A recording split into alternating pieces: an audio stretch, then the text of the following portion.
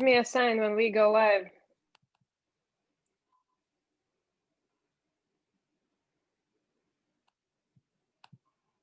Okay, hold on.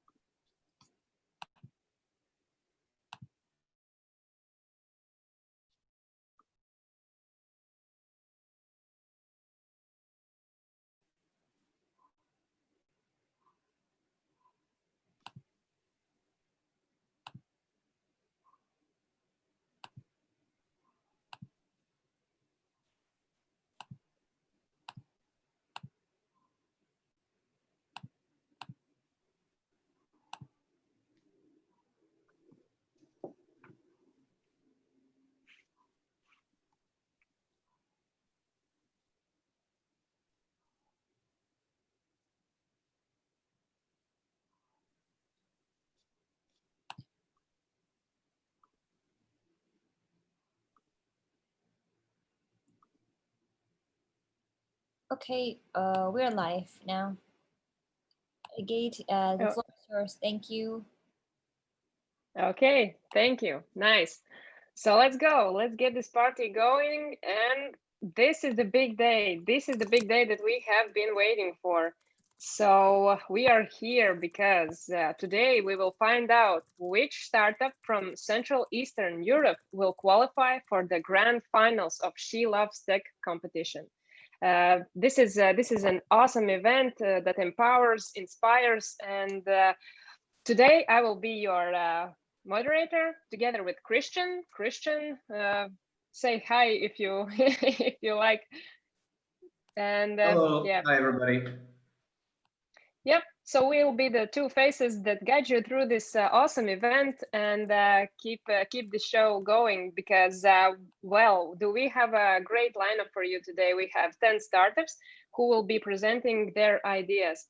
And we cannot start without a few words from Leanne Roberts, who is the co-founder of She Loves Tech. And let's give her a big thank you for this event. And Leanne, can you say a few words about this competition and about yourself? Hi, everyone. Welcome to She Loves Tech Global Startup Competition for Central Eastern Europe 2020. I'm so happy for all of you to join us today. And I thought that I would just begin by sharing a little bit about She Loves Tech, why we started and who we are, to give you a bit of context. So She Loves Tech, this is our 6th year of doing She Loves Tech. And we have just exploded and expanded way beyond us. It's just been so exciting. This year, we are in 30 countries and in 6 continents around the world. And we're so excited to be partnering with the Association of Technology and Startup Transfer together with Kristian and his team to do this. And this is our 2nd year that we're partnering with Kristian and his team. And, you know, last year, we just had such a fantastic year. We're sad that, you know, this year we have to do everything 100% virtual. We would love to have seen you in person and love to have you join us in our international conference and our bootcamp in person. But you know what? We've used this really as an opportunity, firstly, to expand even further, but secondly, as a way of getting even more greater experts and amazing speakers for our international conference. So we're so excited to have the winner join us at our bootcamp and also to have all of you join us for our international conference that is to come in November. And we are you know, everybody should be there attending, and also to just root on who is the winner who will be representing Central Eastern Europe for the finals. So let me tell you a little bit more about She Loves Tech. She Loves Tech, we started this in 2015, and we really started this because there were just startup competitions that were, organized by men and mainly had male tech founders competing in them.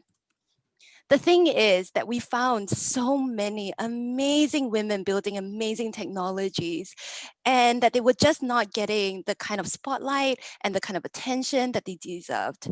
So we wanted to change that.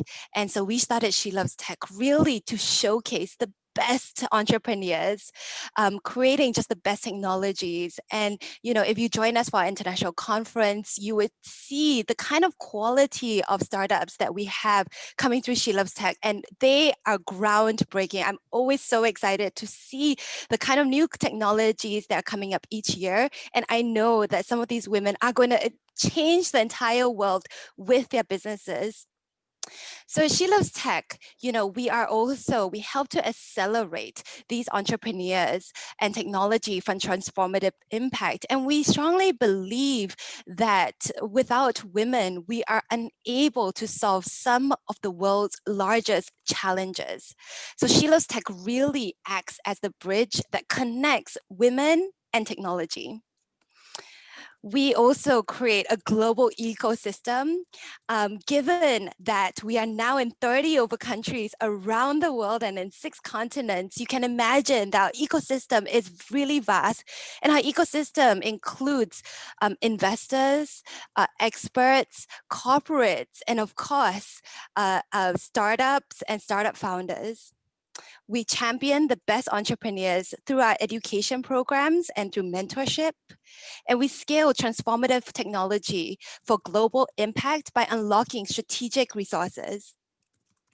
So we've had more than 5,000 global startups come through our door at She Loves Tech.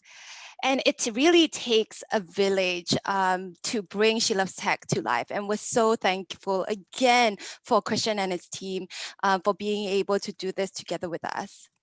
Our past startups have raised more than 150 million USD in funding. And we're just so excited just to see the kind of transformation that our startups are like go into before joining She Loves Tech and after, and the kind of support that they have gained from just being part of She Loves Tech. As mentioned, this is just a sample of the number of countries that we are in. And it's just been extremely heartening, overwhelming at times, but really just amazing to see entrepreneurs from so many different cultures, but all just gather together and to come together to join and be friends and support each other. One of the things that we saw, through the years of She Loves Tech is the friendships and the support built amongst our entrepreneurs. Last year, during our global conference, we had our startups coming up to us and said, they've never ever been in a competition where everybody is rooting for each other, cheering for each other on. And it was just so exciting to see, during the boot camp, of course, we had a physical event, but they were helping each other, pitching to each other, getting feedback from each other, also getting feedback from our mentors, and that you have that one-to-one mentorship. But it was so heartwarming to see all of them come together. They cheered for each other so loudly, and they're just so proud when each other won. And this kind of camaraderie is extremely, extremely heartening, but also extremely unique. And we're so glad that She Loves Tech is able to house this. So we do have our global competition that you are part of, and I would like to congratulate every single entrepreneur and founder who is here today, who will be pitching to us. I'm so excited to hear all of your pitches, and I'm sure the judges are as well. We have our international conference that the competition is part of, and we have some of the world's greatest speakers lined up. We will be announcing them in about 2 to 3 weeks' time, and we're just mind blown by the kind of support that we've been given. We'll also have our education, primarily our bootcamp, that the winner of today's session will participate in a 3 to 4 day long bootcamp together with us. And please stay in touch with us through our international community. You can find us on our Instagram, on our Facebook, and LinkedIn. So once again, welcome to the global competition and all the best to every single startup who will be pitching today. Thank you so much, Kristian, to the team, and also to the people who are listening today as audience member, and especially to our mentors and our judges for taking the time to be part of this. Thank you so much for joining us. And I'm going to hand it back to you to really just kick us off and to introduce all of our judges today. Thank you so much, everyone. Thank you, Leanne. Can you feel the energy? And this is exactly how the competition is going, and exactly how it's gonna go even further in the finals. And that's you embody, and in the energy wise, all the She Loves Tech competition and how it's really going. So thank you, Leanne, for that. Okay, then let's jump into it. And I'm glad and proud to introduce the amazing jury that will be here to judge and to ask quality questions. So let me introduce and say hi, each of the jury members. So Sandra Golbreich, she's the CEO of Baltic Sandbox. Sandra, say hi to everyone. Hi, everyone. I'm really happy to be here today. I was with you before during the bootcamp, and I already talked to some startups, and you're amazing, girls. Way to go. And I wish you the best of luck today. Also, we have a special prize for someone from who would be the part of this competition. So let's see. Thank you. Amazing. The intrigue is on. What's the special thing? Thank you for that. The next jury is Rita Sakus. She's the board member and co-founder of Lithuanian Business Angel Network. Rita, give us a warm hi and tell a bit what you're looking for to see in this competition. Hi, everyone. It's absolutely brilliant to be here and part of this great, amazing international experience. I just want to say that I'm part of LitBan, which is the Lithuanian Business Angel Network. And in Lithuania, our Business Angel Network is very connected to the startup ecosystem here, as well as starting to make strong connections and partnerships around the world, including Canada, where I'm originally from. So I'm really looking forward to this. I wish you all good luck, and I'm sure that each and every one of you is amazing. So good luck and see you later. Thank you. Amazing. Let me introduce you to the third jury member, Mihkel Rembel, who's the head of startups at Microsoft Estonia. Mihkel, give us a hi. Hi, everyone. Yeah, definitely I can feel the energy, and I'm really grateful that I could be here from Microsoft point of view. When my team and the surrounding team heard that we are going to be in this jury, it was actually quite a fight who can be here. So yay me, I won. And yeah, I am just looking to for startups and for startup founders who just reflect that kind of energy and inspire each other to even grow more and help out each other with startup. Let's say with the startup challenges. So that's important for me to see as well as the business model. So yeah, let's have a great event. Thank you. Awesome. Thank you, Mihkel.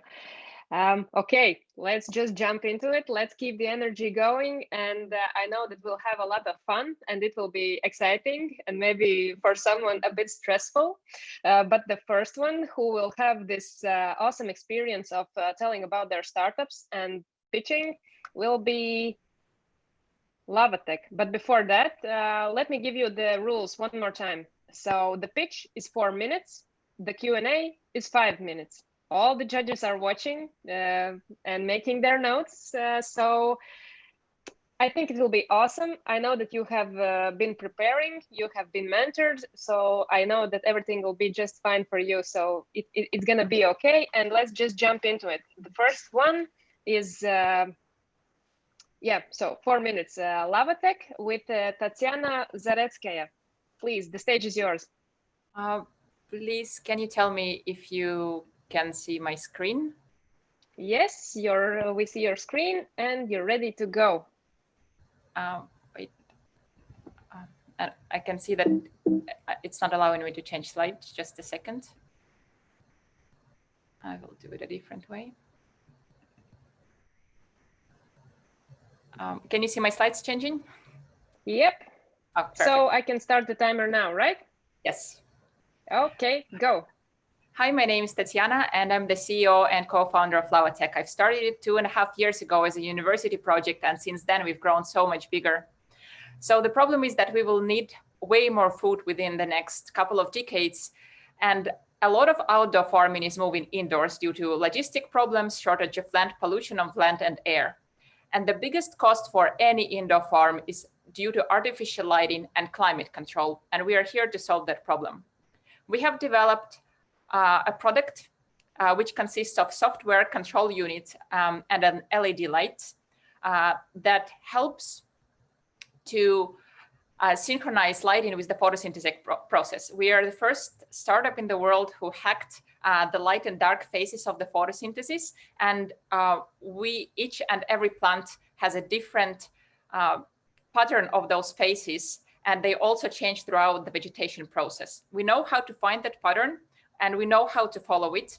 We basically made light flicker from 12,000 to 35,000 times per second, and we control 8 different parameters within each pulse itself. And of course, we also adjust spectrum, intensity, and so on.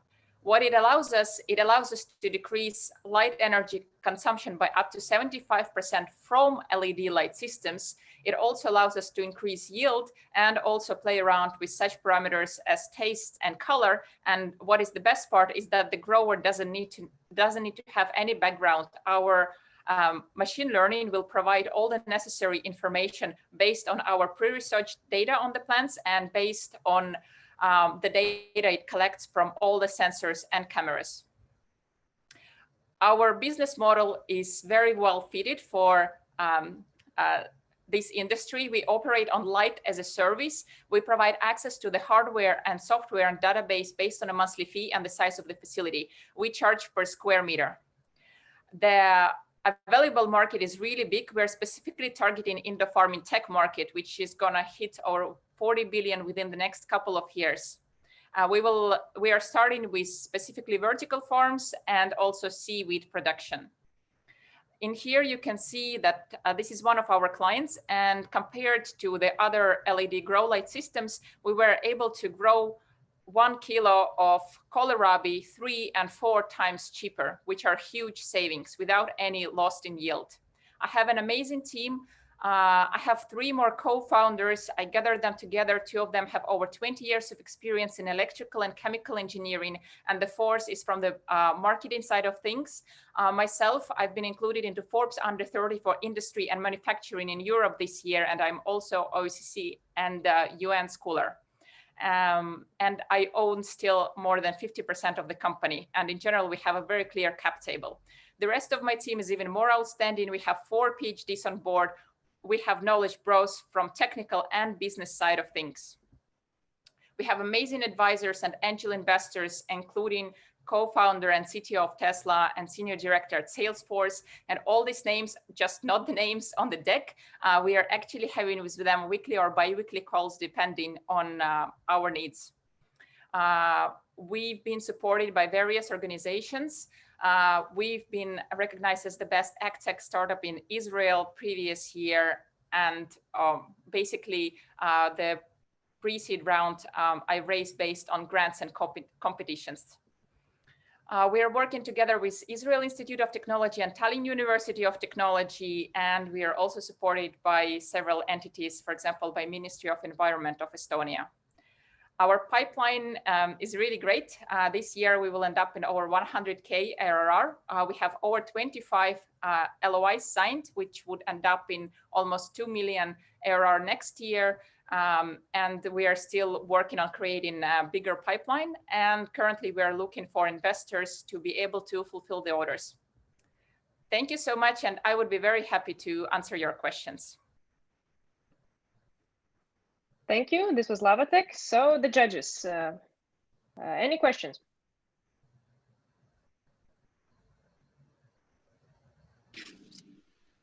Hi, can you tell us a little bit more about your current traction, 2020? And also, how did COVID affect your startup and your business?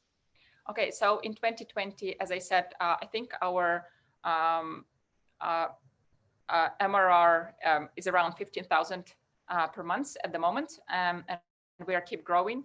On one hand, COVID made us change our plans, so we needed to rethink all the production, and we are also moved it in-house at the moment. The other reason why we've done it because we've partnered with Sony, and they also suggested us that that would be a better idea at the moment. But on the bright side, a lot of governments realize that indoor farming is actually very useful for them because they don't have much production happening of food close by to the cities. So they've been funding those areas quite heavily, and there are a lot of vertical farms opening at the moment all around the world. For example, Plenty just closed 140 million round last week, and there has been such events happening pretty much every week for the last several months. Thank you. Yeah, thanks. Okay, 4 more minutes for the questions. Sorry. Yeah, my question would have been that does your hardware has to be yours, or the current indoor farming can just use their own LEDs and don't have to change anything? Okay, so at the moment we are using our hardware because we have a camera integrated into our LED systems, and it's done in a very, very, very unique way, which allows us to take a 3D print of each and every plant and track various other parameters. And it also allows us to teach our machine learning part way faster. But in the future, we are planning for it to be able to integrate with other technologies on the market.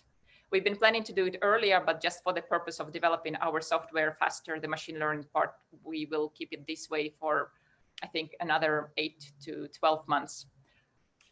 Mm-hmm. And from the, let's say, client onboarding process, where is the, or what is the biggest bottleneck? Basically providing them with the hardware. So that's exactly why we are raising the round at the moment. And actually our hardware is, we're putting it from the parts of the biggest producers with the highest quality. So the put together process is actually quite simple. It's just that we need to have some cash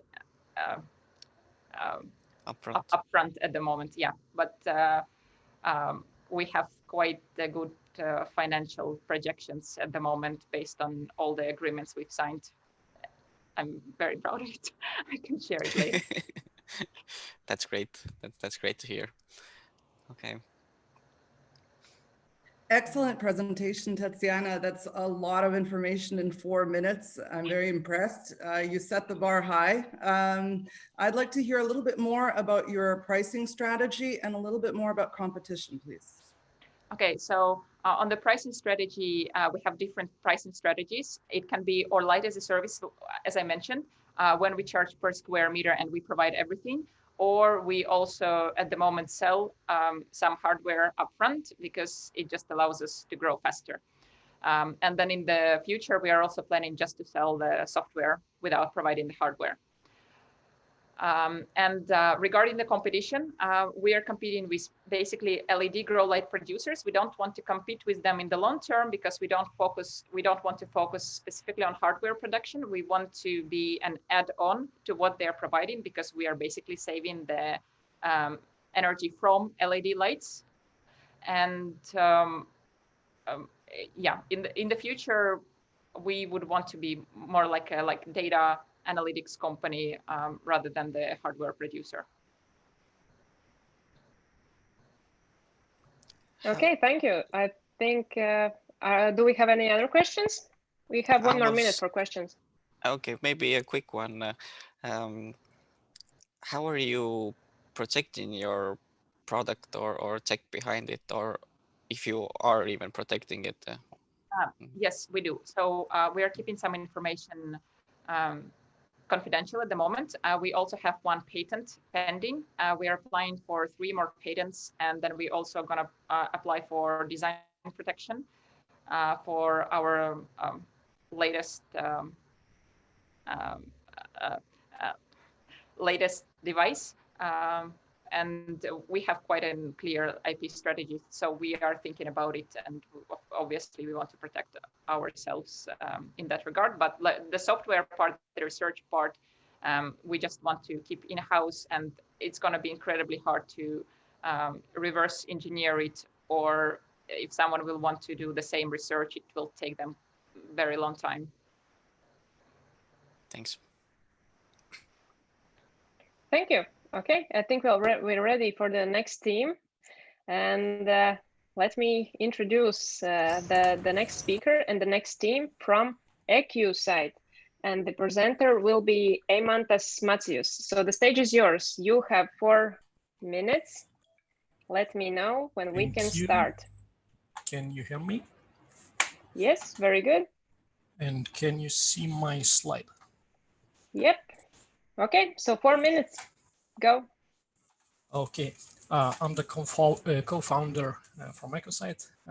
Usually these speeches are carried out by the founder, Rugile, but at the moment she's in a clinic in France gathering data for this project actually. So you have to listen to my voice today, unfortunately. So from the start, horses are believed to be man's best friend. They are magnificent, beautiful. They seem invincible, but actually they are very fragile. A small, tiny, hair-like fracture could truly mean the end for a horse's career. And finding those fractures is like looking for a needle, a haystack. Using computer-aided diagnostics, we can find the smallest injuries within the horse's radiographies. This software helps to locate, identify, and describe the pathology in an X-ray. Our solution helps to get a second opinion, to increase accuracy, objectiveness, and helps to conduct research. There are up to 10 million very high-class horses in the world, which price ranges from 10,000 to 10 million euros and even above. And this price decreases dramatically if the horse gets lame. There are more than 350 specialized horse clinics in Europe, both private and university ones.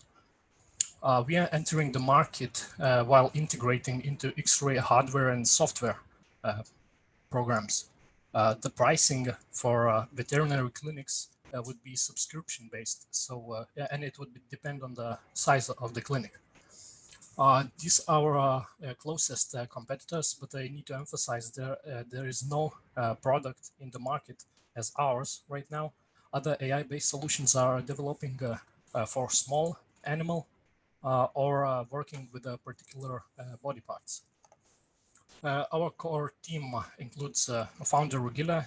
She's a veterinary by trade, but leaning towards project manager at the moment. She has well above 10 years experience in working with horses. That includes competitive riding, training, and clinic work. I am a co-founder. I'm like the middle layer. I usually translate human language to technical language and vice versa. We also have some brilliant programmers and an AI expert who is a research professor in machine learning field. We also have a quite a big data processing team because all AI projects need a good data. So that includes veterinary students to handle more basic tasks and veterinary doctors to do the complex data processing tasks. We cooperate with a highly professional advisory board from a variety of players in the market, including medical software developers, artificial intelligence specialists, and horse doctors across Europe. So we have been granted a UA grant in Astartas, a local city grant, and another national support. We have collected databases from one of the biggest horse clinics in France, Denmark, and Portugal. We already arranged to test the prototype here in Kaunas and also Denmark. We currently raised 50,000 euros from EU and national funds, and we're also looking for 50K more from other sources of investment. We are ready to go further and put this project into the market. So please help us to bring a better future for our beloved animals. Thank you. Thank you. Perfect timing. Exactly 4 minutes. Okay, questions? Eimantas, you mentioned that the 50K that you would get from the investor currently will take you to the end of your pre-seed, right? Where are you at now exactly? I just saw the slide really quickly. Very good presentation. There was a lot of information. Yeah. 4 minutes, not that great. So yeah, we are at a pre-seed right now. So we would like to finish the pre-seed period with the mentioned investment. Okay, so this would take you out to kind of third quarter 2022, correct? This would take us pre-2020. Pre-2021, excuse me. Okay. Is there some type of CE or any kind of, I guess, regulatory body that your solution would have to answer to in the EU in order to start selling into clinics? Yeah, well, that's the good part with veterinary medical products, because we don't need licenses like a human medicine. So that, yeah, that's easier part from us. There's no licenses for that. And are there any risks to using your equipment on the horses? Well, no risk, because it's, it doesn't add any more procedures to the overall horse itself. We take the X-ray that's already taken and we put it through our system. So it's just a second opinion. It would just help to see the things that got lost. And what is the level of Accuracy? Accuracy, yes, thank you. Yeah, well, currently we work with 16 different projectiles. So the highest we got was 99.0% accuracy. That sounds very high. That is, yeah, pretty much human level. And humans reach what type of level of accuracy? Let's say that's around it. Around the same. Okay. Yeah, but I think we can even push it a bit more further.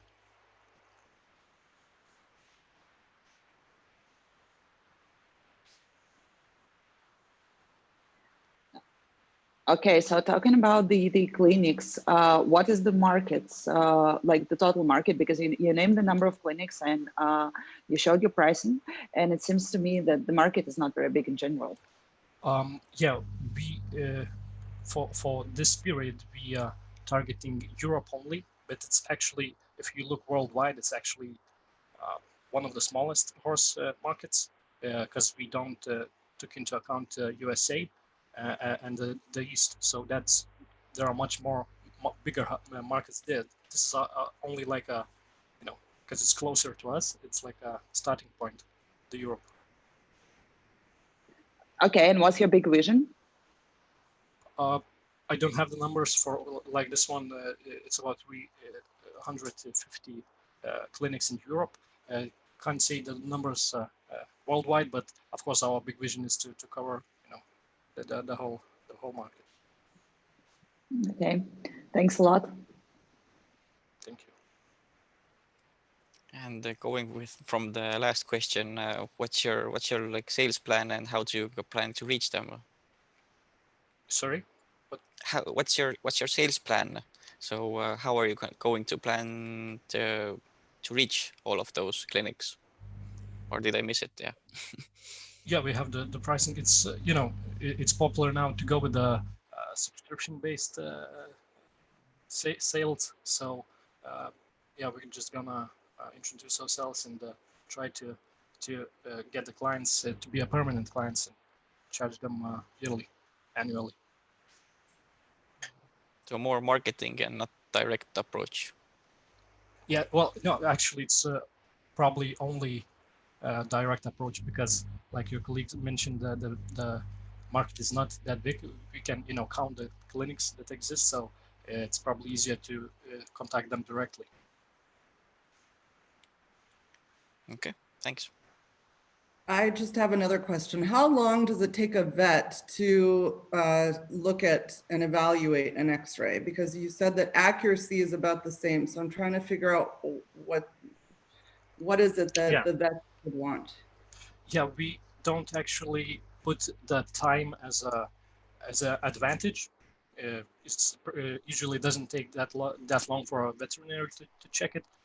We play on the side that it's more objective because there are a lot of subjectiveness actually in radiology because 3 doctors can look at the same one and, you know, 2 of them can see a pathology and 1 no. So we would like to create a system that would constantly bring constancy. So that would you know, eliminate the subjectiveness. We don't particularly say it will save time.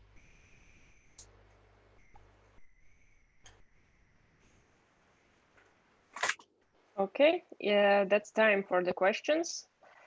And I think, thank you. It was very interesting. And let's give it up for the next presenter. And the name of the startup is VREACH, and the presenter will be Marina Petrakova. Hi, Marina. Hello, nice to greet you from sunny Riga. My name is Marina and I'm CEO of VREACH. Can I start? Yes, go. 4 minutes are yours.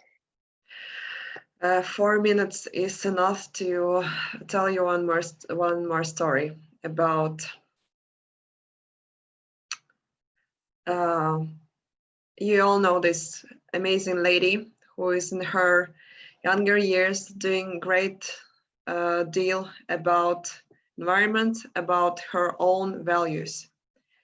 And you all know that there is a huge problem in every country that some parts of doctors sometimes are burned out.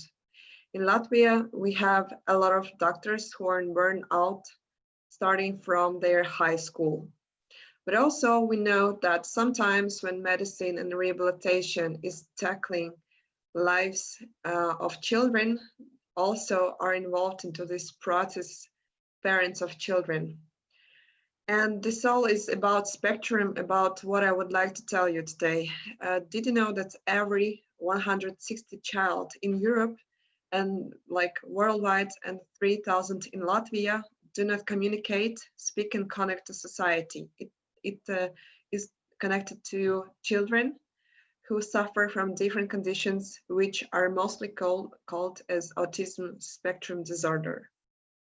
And autism is not affecting only these amazing children aged from 0 to 18 years old. It also always involves children, parents, educators, and doctors. Doctors sometimes we also call as functional specialists who deal in daily routine with heart conditions connected to not able to speak, not able to reach out to society and adapt to real world where we all living. And also managing autism therapy is totally awful sometimes because there is no real data about the progress of therapy, lack of connection, because to build proper and fast connection with a child with the spectrum sometimes is extremely challenging for specialists. Also, no or poor results of therapy. Therapy propose results after some years or some months, which are cruel. And also, sometimes it's waste of time and money. And the thing, what we do, VREACH, we provide data-driven approach, which engaging and transparent to patients, clinicians for fast, measurable results of diagnostics and therapy using virtual reality, immersive tech, and mixed tracking systems. What we do is significantly, we'd like to enhance the integration of health and social care, receiving optimal treatment while releasing pressure on clinical services. And we really change it dramatically. We save resources and money for hospitals. We offer objective and measurable progress, which is totally awesome to show to parents and to understand how it goes. Also, it's possible to deliver remotely and long-term term therapy. And also it's easily customized and user-friendly interface if we talk about how to use our product. And also it is a specific approach based on science, experience, and innovation, and it's totally scalable. And also, if we talk about COVID-19 pandemic circumstances, our product is being also safe and remote anywhere you are based, and it's not located to any specific place. How it looks like. Children with a different autism spectrum disorders conditions receive therapy in virtual reality, which is specific and very strong stimuli for children who perceive information visually, so in virtual reality. And at the same time, specialist, educator, or a doctor can follow all of the movements to looking and streaming to laptop or any other gadget, so can easily control the therapy. We bring data, we bring progress, and we bring decisions which are made not subjectively, but objectively. And we currently tested proved concept and procedure in 4 clinics here in Latvia, and also in 10 long-term patients who come to our sessions, and also at least 20 first-time patients with spectrum autism and without. And what we found out that specialist who is an audiology and speech specialist here in Latvia says that it's fast and easy to build connection with a child. Also, bringing control saves time of specialist, and specialist feels more professional, which is also huge support for them not to get burned. Also, from now I can see my child engaged and happy while receiving therapy, said mother of 1 child. Could it be so amazing in the future? So our revenue is B2B. We are working with clinics, special education institutions, and other related institutions connected to rehabilitation. We are renting hardware and also offering subscriptions of plans of software and support, customer support. And also we are considering to sell hardware in a case if there is no possibility to rent for them. And the market will grow really huge. By 2024, global rehabilitation market expected to reach dramatically. Also, there are 1,140 specialists in Latvia who could potentially use our product and get their and their patients' life much more better in terms of healthcare and education. And a lot of specialists can use this in Europe. So we have really amazing team. I'm CEO and co-founder. My name is Marina, and I'm certified audiology and speech language pathologist with a really huge experience working with different children, different adults in terms of communication, speech, language, and cognitive disorders. Also, I'm expert of VR, AR solutions, implementation, and prototyping. We also have amazing technical director with a huge experience in the IT solutions. and amazing designer team part, which are creating all of the user interface in virtual reality. And our last successes were that we won hackathon in Riga, Riga Goes VR, which was happening in Riga International Film Festival, because we created solutions to children with autism spectrum which basically adapt children to go to school and relieve stress with virtual reality. Also, we got the acceleration program in Overkill, and we are super happy to receive support and mentoring from them. What is next? Actually, in 3-4 months, we are planning to finish our product market fit and also get patent and scientific research extremely needed here in Latvia, because in the world there are some researches, evidence-based, which say that virtual reality is the future for all of the children with autism spectrum. We would like to get our first customers. We would like to get our bigger team in terms of sales, marketing, HR, and other competencies which we need to grow. And also we'd like to scale worldwide and raise 200Ks until April to expand and grow. This is our goal until April 2021. And I'm super happy. I will be super happy to answer all your questions. My name is Marina, and I'm from Riga, making this world much more better with the VR in healthcare. Thank you. Thank you. Questions, please. Thanks a lot. It's really great what you are doing. My first question is, what about the licensing? Do you need any special medical license to use this technology? I believe that we would need it if we go to US market, UK market, and some part of Scandinavian markets. Here in Latvia, we don't need, because I have my certification in my specialty, so I can use this approach as alternative communication, let's say, approach, which is totally enough to have like professional certificate of specialty. Mm-hmm. Thank you. Any other questions? Yes, thank you. Very, very impactful idea. So, but I'll go more into the business perspective of this idea. That one question of mine is, have you mapped out, or is there any kind of potential negative side effects with this kind of, let's say, treatment?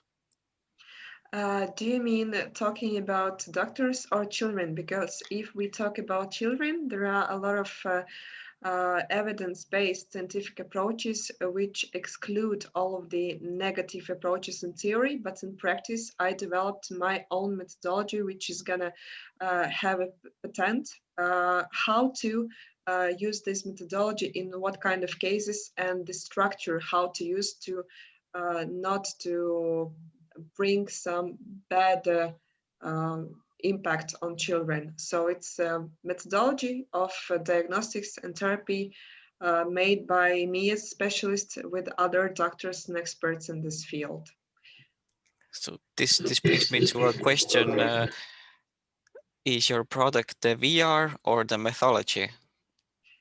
This is both. Virtual reality use as alternative tool in therapy. So basically our product includes virtual reality environment, software also, which is connected to app to follow and stream what is happening in VR for parents and doctors. And also it's a methodology how to use this approach to bring fast, good, measurable results and data-driven results.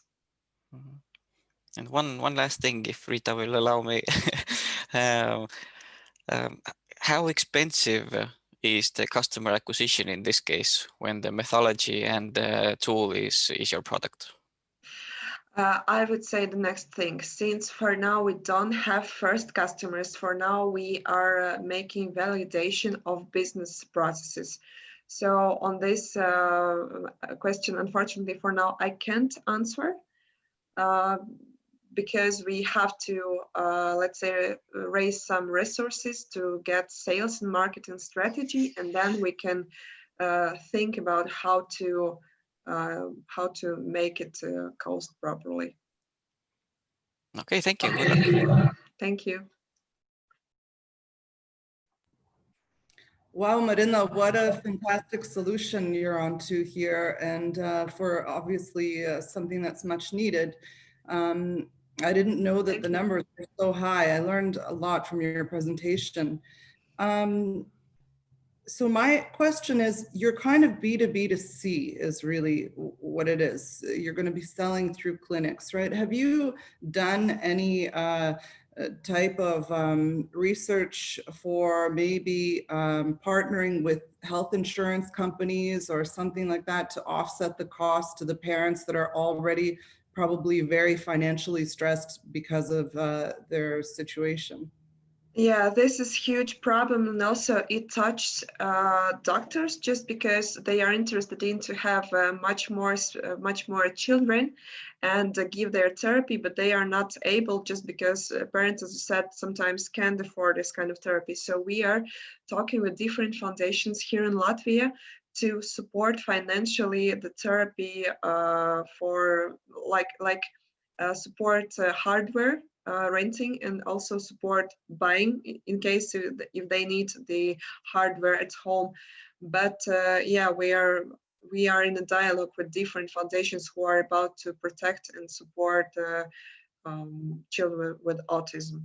About insurance, not really. We didn't have this idea because we know that the easiest way is to reach organizations which know this problem and how big this problem. So basically, different foundations is the easiest way for now for us. Okay, and also with technology changing as quickly as it does today, where do you see your product 3 years from now? I believe that in 3 years, in most of Scandinavian countries and also here in Baltic countries, all of the functional specialists who are audiologists, speech pathologists, occupational therapists, and all other specialists will use not only virtual reality experience, but also mixed reality, and will allow to create different scenarios for all of kind of customization, because for now, we offer one experience which can be customized in terms of every clinic. In 3 years, I believe that we can do different platforms and get full customization to our client to provide more flexible, customized, fast therapy. Thank you. Thank you. Okay. Nice. Epic things changing the world. Okay, let's greet our next presenter with the startup ImpromptMe, and the presenter is Andrea Knopova. The stage is yours.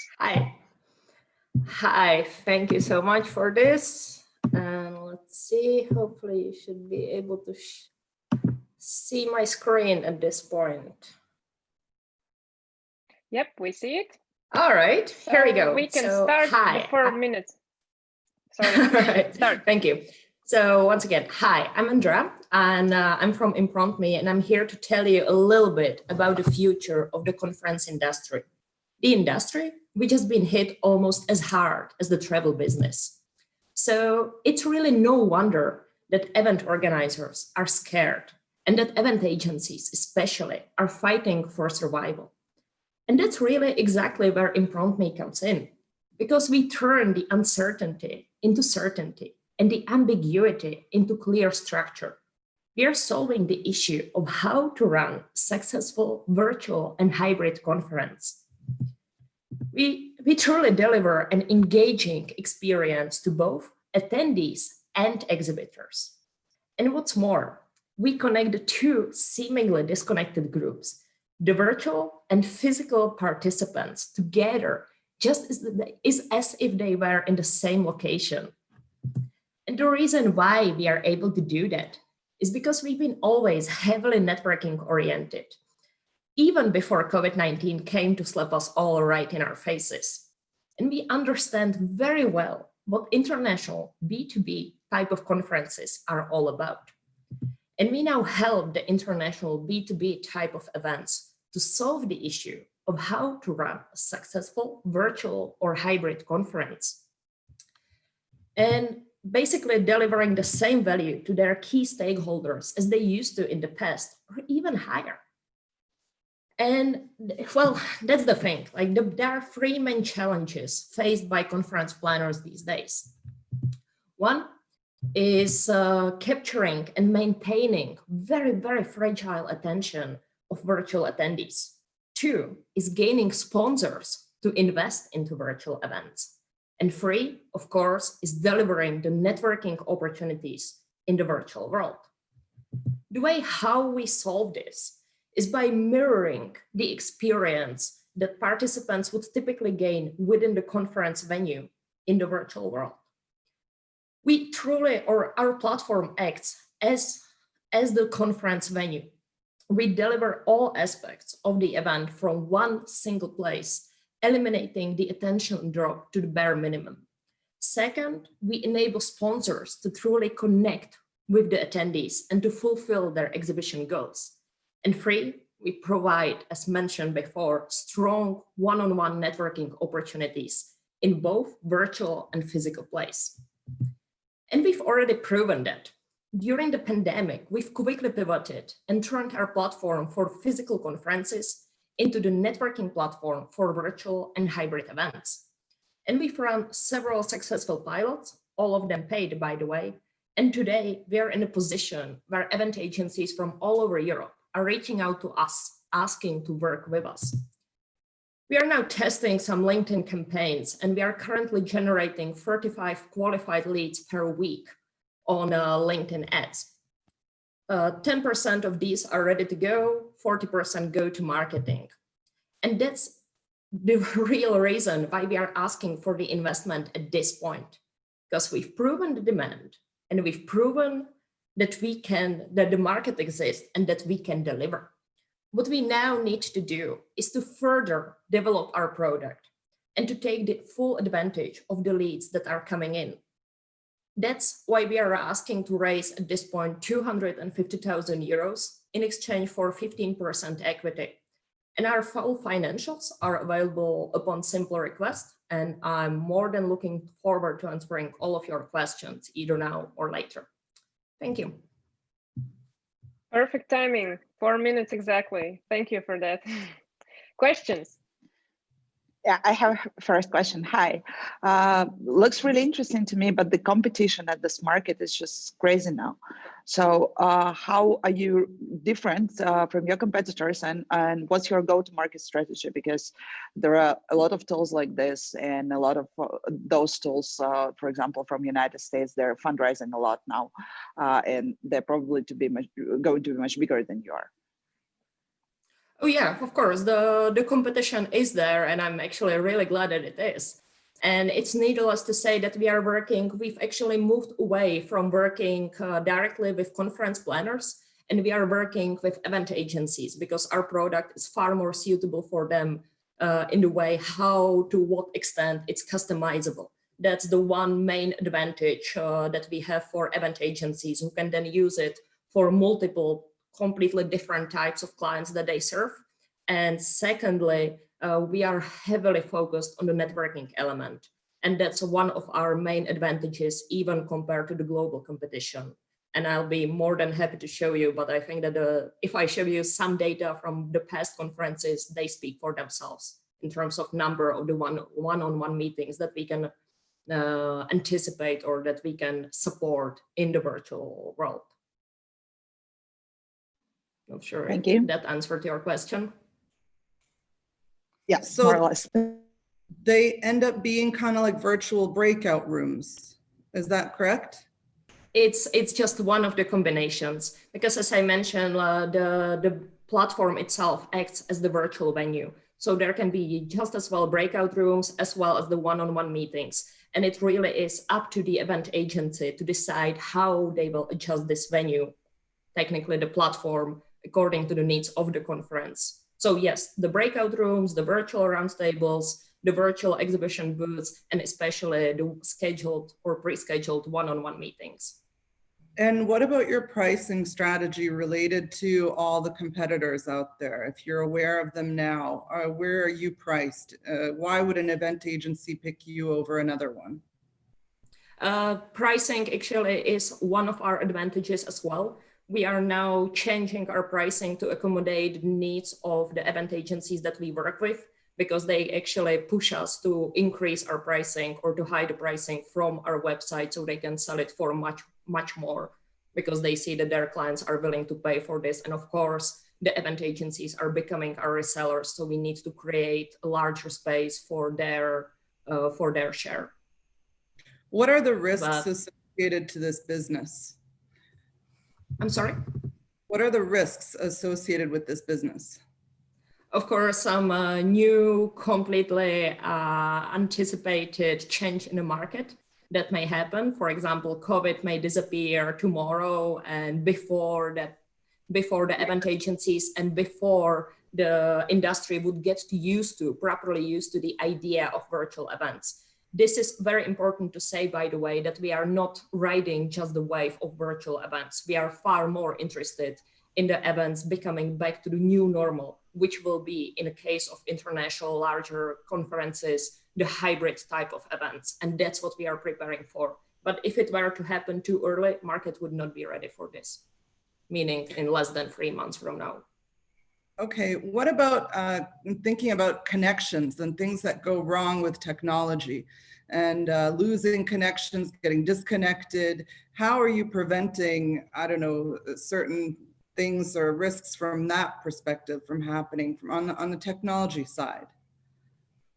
Of course. So there are several optimizations that we do have in place, but we cannot control users' internet connection, for example. And this is also the reason why we prefer to work with event agencies, because when they are involved, the speakers present from the virtual studio, where these risks are eliminated to bare minimum.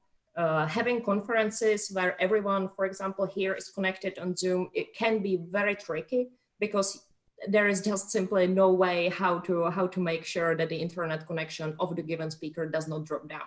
But this is not something we can solve, but we can eliminate the risk through the guidelines and through the best practices. But that's not really the business that we are in. This is something that event agencies handle. Okay, thanks, Andrea. Great, thank you. Thank you. Thank you. Before I give the lead moderation task to Kristian, do we have any other questions so that Kristians can take it on from here? Mihkel, maybe you have questions? Hi, Andrea. Nice to see you again. Has been a while, but a couple of my questions were already asked, but one of my questions would have been the current. I know that you offered your finances, but could you quickly say your current, let's say, revenues or predicted revenues, let's say, for one financial year? And you did show the LinkedIn lead generation cost. How about from experience, the cost of acquiring a customer and to the point where the contract is signed? Yeah. Yes. So these are all the numbers that we are currently breaking down at each and every step of the sales process. I will be much more able to answer and give you not just the guess, but the exact number in 2 weeks' time, because we've just started filling in the funnel properly 2 weeks ago, and we are breaking everything down as we go. As for the current pricing, or as for the the wild guess, and it's not based on enough data, but right now we are selling the licenses on average worth 1,500 to 2,500 euros, and it takes us about 5 hours of full-time job to sell this. And so that's the one thing. And as for the other, right now for the upcoming month, we've signed contracts worth 8,000 euros, and we've got more coming in the month of November and December. But the problem, and exactly the challenge, the reason why we are raising the financials now, is to scale up our operations, because at this point we can serve almost any conference in any location of almost any size. But the problem is the volume of the conferences that we can serve at the same time. That's the reason why we need to automate our processes on the back end and to properly push the sales, because right now we are selling more, we are focusing ourselves more towards the beginning of the next year, because at this point we would cloak our system basically, or not our system, but our people. We cannot serve more than 4 conferences at each month. Okay, thanks. All right, thank you, Andrea. So we have to move on. Thank you so much. So again, my name is Kristian. I will the second co-host today. So you're getting 2 hosts for the price of 1, I guess. So next up we have Catalyco, and the presenter will be Irena Mironova. Irena, if you are here with us, feel free to start right now. Okay, just a second.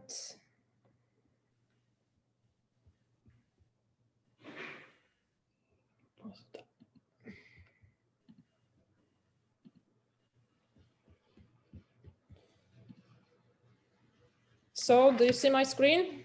Yeah, all's good. Okay. Hello, it is my pleasure to introduce you to Catalyco, a producer of advanced zinc oxide for the tire and chemical industry. Our products allow improved margins and environmental footprint for the tire manufacturers and producers for catalysts and absorbents. The largest use of zinc oxide is rubber and tire industry. Zinc oxide is a widely used compound in rubber industry due to the excellent properties as activator for sulfur vulcanization. Also, essential applications are ceramics and glass, and chemical field where it is used as catalyst and absorbent. With our environmentally friendly proven technology, we produce extra high surface area zinc oxide with unique structure and reduced impurities. The competitive advantage is zinc oxide with extra high surface area of 100 square meter per gram, whereas competitors only offer from 5 to 50.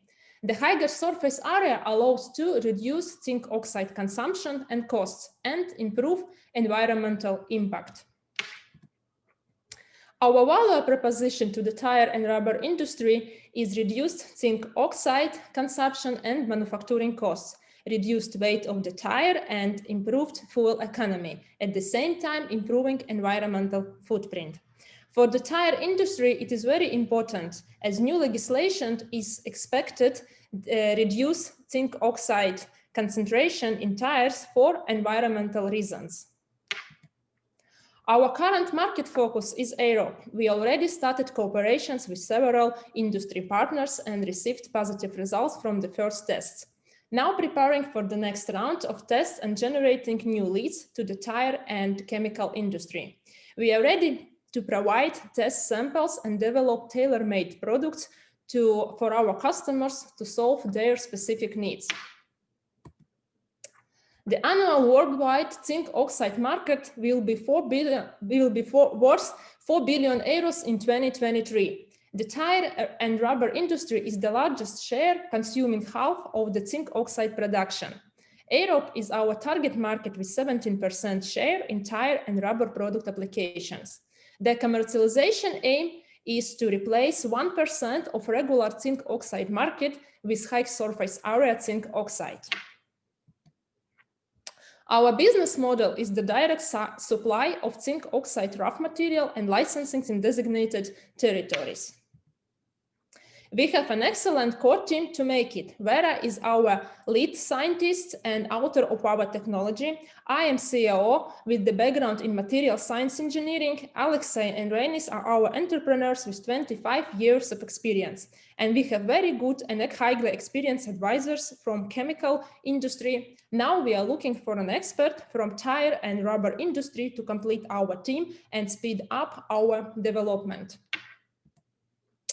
We have completed several accelerator programs and raised pre-seed funding. We are running tests with Continental, Arlong-Se, QV Rubber, and Lanxess. This year, we started 2 EIT rough materials funded projects. We already have secured over €500,000 from 2 funding sources. Now we are looking for co-investment to validate to the customer-specific applications and start first sales. We are at the beginning of a fascinating journey to change the tire and rubber industry towards sustainability. Thank you. All right, thank you so much. Perfect timing. So, question time. Yeah. So just when you thought that you couldn't improve on other areas, you find something totally new, and it's tires. Wow, this is absolutely amazing. I'm thrilled by your presentation.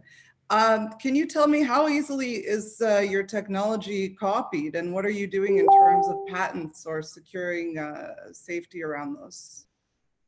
So our technology is in-house developed. So we are working on a patent application submission and also of product trademark registration. And also when we are working with and we have tests like with industrial partners, we are working under an NDAs. And partners are willing to sign your NDAs then? Yes. And how is your sales strategy in terms, I know you're working on your partnering with some kind of companies today, but how are you planning to sell or exactly make money in the future? I'm not entirely sure about that. So the sales strategy is the direct sales to the customer, and it will be depending of from the tests of it with industrial partners.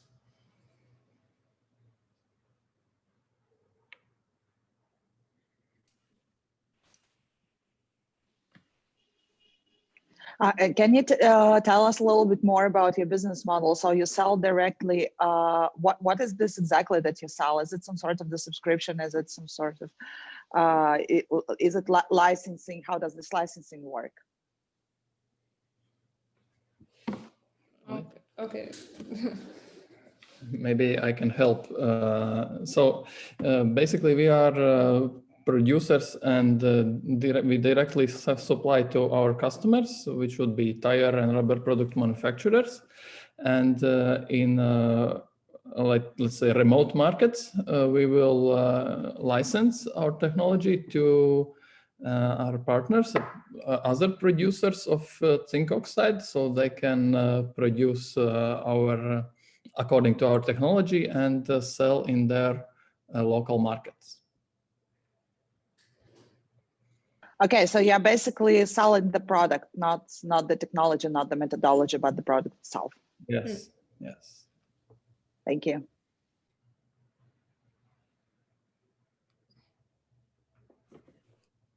All right, do we have any other questions from the jury?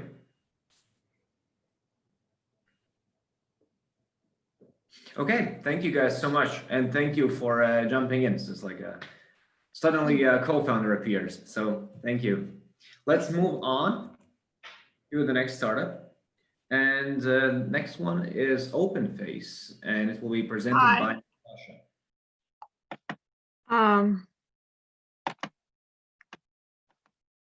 I believe that you can see my screen. Yep.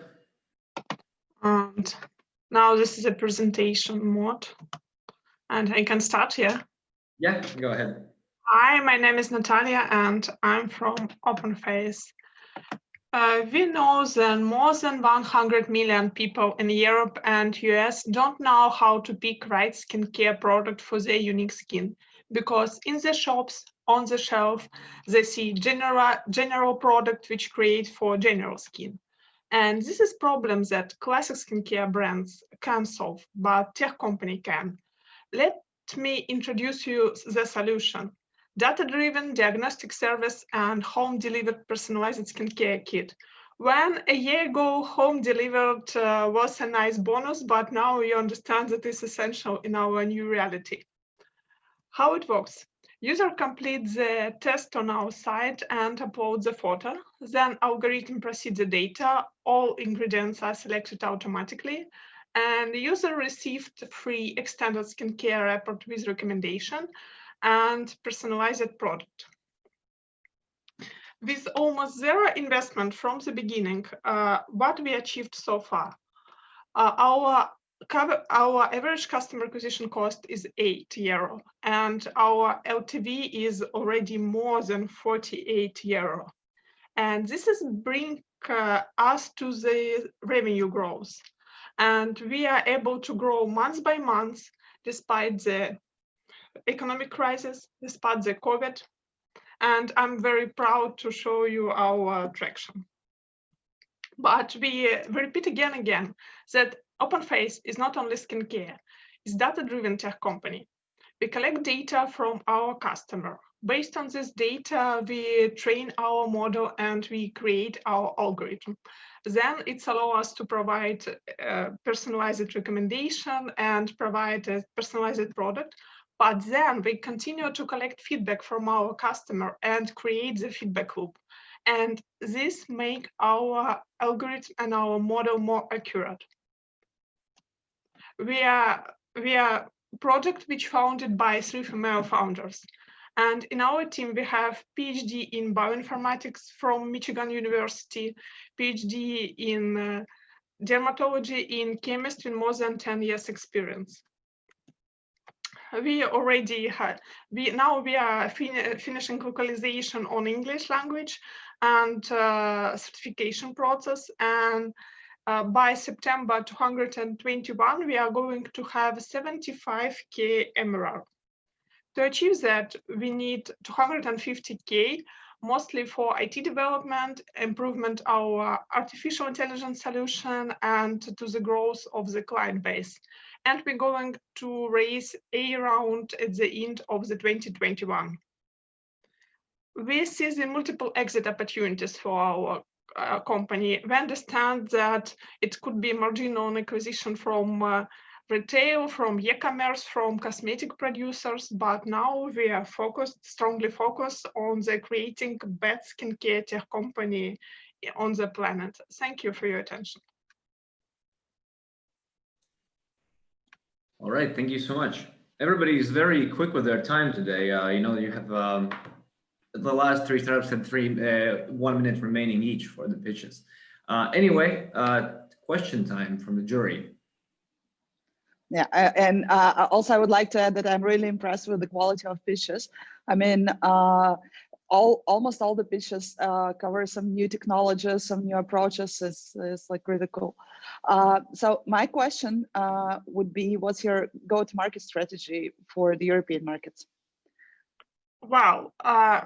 First of all, we are strongly rely on our community, and it's important to build a community for product like that. That's why we are going to invest in community. And also, of course, we are going to use paid marketing, and we have a partner in Europe who is specialist in Nordic, who very experienced in Nordic and Baltic markets, and they help us to adapt our strategy and our existing experience to the new market.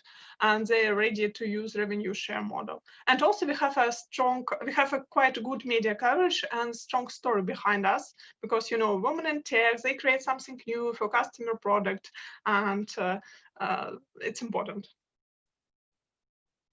Thank you. Hey there, thanks.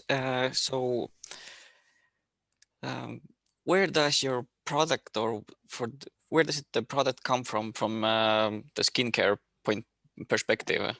So if you're gonna have a data-driven AI recommendation, there are risks that let's say advertisers will get their teeth into it and will let's say manipulate the recommendations there. Well, first of all, yeah, we collect data from our already existing user, and we receive feedback from our users. That's why it's hard to manipulate, because it's our data and our user, and we can control it. It's not something that we parse from internet. But of course, yeah, it's more data science problem, how to validate your recommendation, and how to to clean your data. Because yeah, we are aware of it. But now are you going to recommend your own products, or now we those recommend what are on the market already? Sell our own product, and it's important because it's allow us to be cash positive and have more money than we can receive from selling another product. And that's Is why this we your have product, your own development, or it's white labeled? No, it's our own formulas. Okay. Hi, Natalia. I have a question as well. Just maybe not even just from me, but from the global finals team, I would say. This is actually AI and skincare is a very growing and competitive field. There's quite many companies doing this all over the world. So what would you say is your core differentiator compared to competition? Well, we have indirect competitors, and it's obviously all FMCG companies. And here the difference, because we have personalization, because we have this digital approach and personal approach. And we have several direct competitors, mostly of them located in the United States. And probably the most famous one is Curology, and they focused mostly on acne treatment, and they have medical license. We are not we don't need medical license, and we not focus only on acne treatment, and it's allow us to switch our customer from one problem to another, from one skin condition to another. Yeah, we are probably here our main differentiation that we not focus only on one problem, that we do not need a medical license, and from another personalized product, our difference that we are focused strongly on data science and artificial intelligence development. Yeah, but we're quite aware that it's, especially in United States, it's quite competitive market. That's why we are focused on the European market, and we have different regulation, hopefully.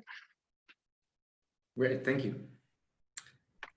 So I was going to ask that question as well, but I have another question for you, Natalia, and that is, why is now the right time for this product? I mean, you know, excluding COVID, of course, which I think would probably give you a boost, but why is now the right time? First of all, technology. If we look at a smartphone camera 10 years ago, it was like, no, not go. And now we have a perfect camera quality that's allow to make your model quite accurate and the problem recognition quite accurate. Second, there is lots of personalization around us in world, like you see personalized advertising, you see personalized recommendation everywhere. And when you go to the physical shop, you don't see nothing like that. And for you, it's like, what I want to change it because it's better to use personalized approach, and we just provide that solution. And we see the same trend in medicine, for example in cancer treatment. It's just technology allow us to make personalized product, even physical one. Where do you see this product 5 years from now? Well, we believe we see this is a strong trend of personalization, digitalization. For example, now L'Oreal, they have a new CEO, and he already told that the digital approach is the focus. And we understand that we can be a huge skincare company, but we understand that we have not only our bottle with, with cosmetic, we also have our data science part and our algorithm part. And we believe that from this, in 1 and 2 years, we can make a SaaS solution for e-commerce, for chemical raw material producers, etc. That why we understand that we have 2 layers in our product, and now we develop them together. But in the future, we will have 2 big branches in our product.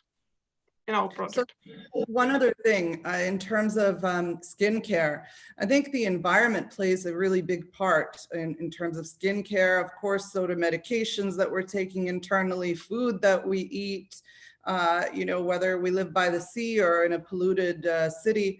How do you take into account all those different variables?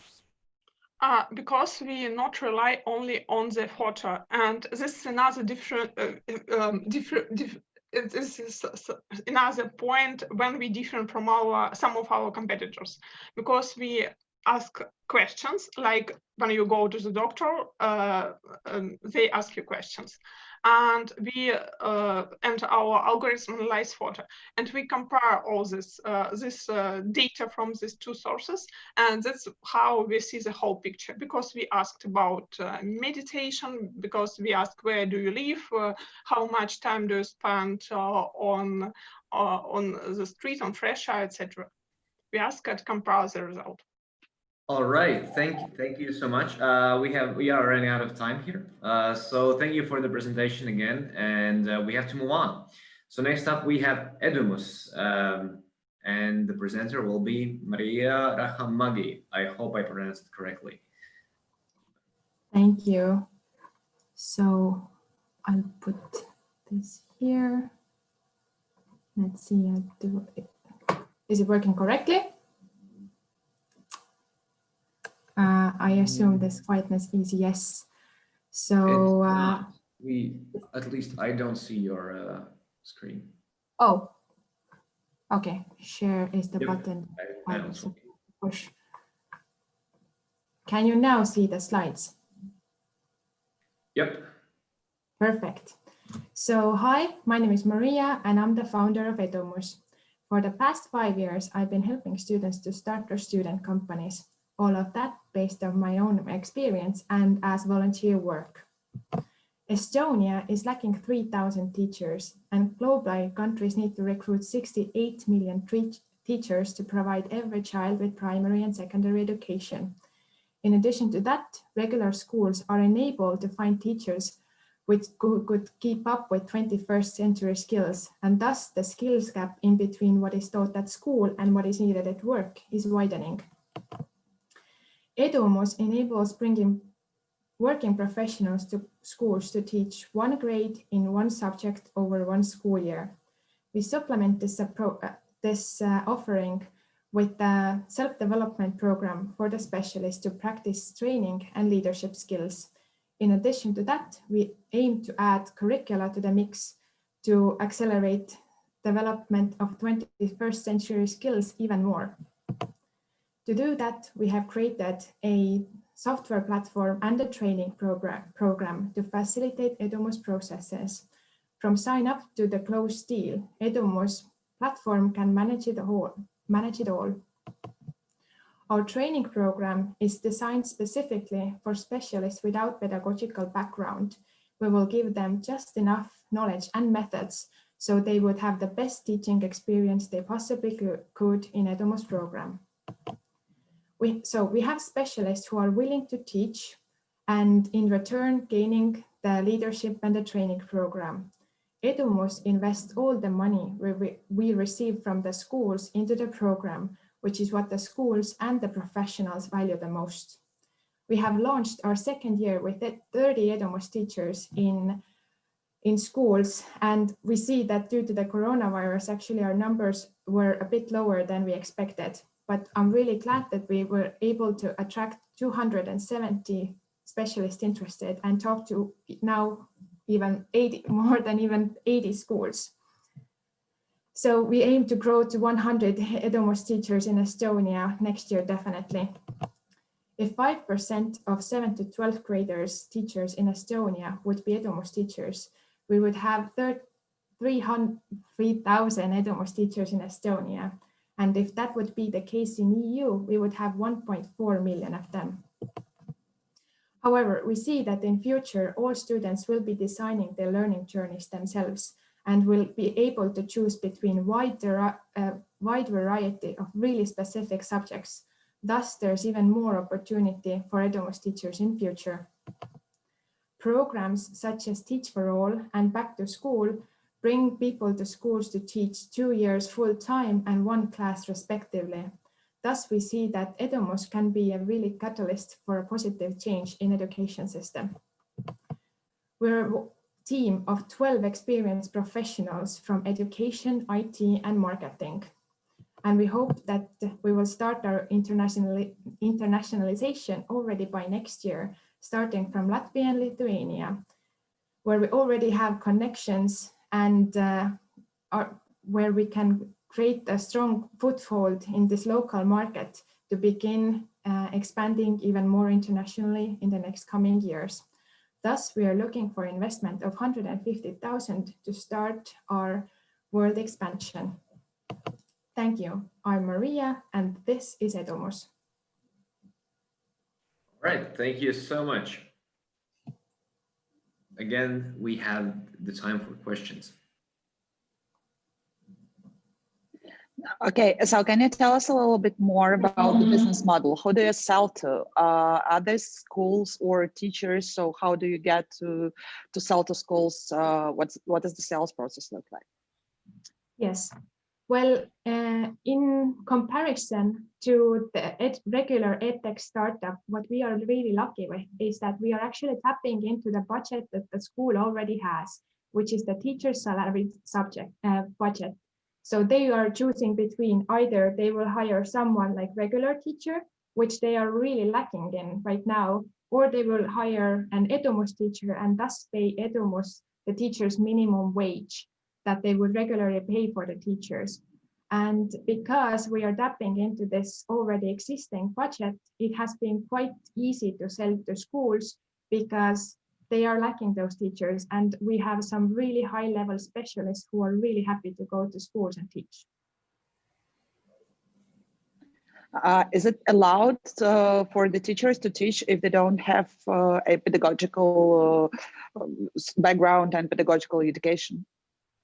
Yes, in Estonia, especially for elective subjects, for teaching elective subjects, what we are focusing on, you just need higher education. However, in Estonia, for example, the laws are done so that if the school can't find anybody to fill the position who would have the pedagogical degree, they are essentially allowed to hire the next best thing. And thus this year, half of Edumus teachers are teaching elective subjects and half of them are teaching main subjects in schools, and both are doing really well. Could you dig into a little deeper about your own competition? I have seen similar products globally. Have you mapped them out, and how do you differentiate? Mm-hmm. Well, I think so far the best or the closest is Teach for All, which in Estonia, for example, is Noored Kooli, in Latvia, Mission Impossible, and every other country has their own version of it. And yeah, they are bringing people to schools for 2 years full time. What makes Edumus different is that we enable specialists like all of you guys over here to go to schools to teach without sacrificing your current income and lifestyle. You're just adding this as your responsible hobby. And actually, there has been no such program in any other country. So if you know something like this, then please let me know, because my 2 years of experience and kind of traveling around the world with Edumus has nobody has been able to show me a program like that. However, there's lots of interest, and this is why we see that it's really important to start internationalizing quickly, because if we don't do it, then someone will copy us and do it.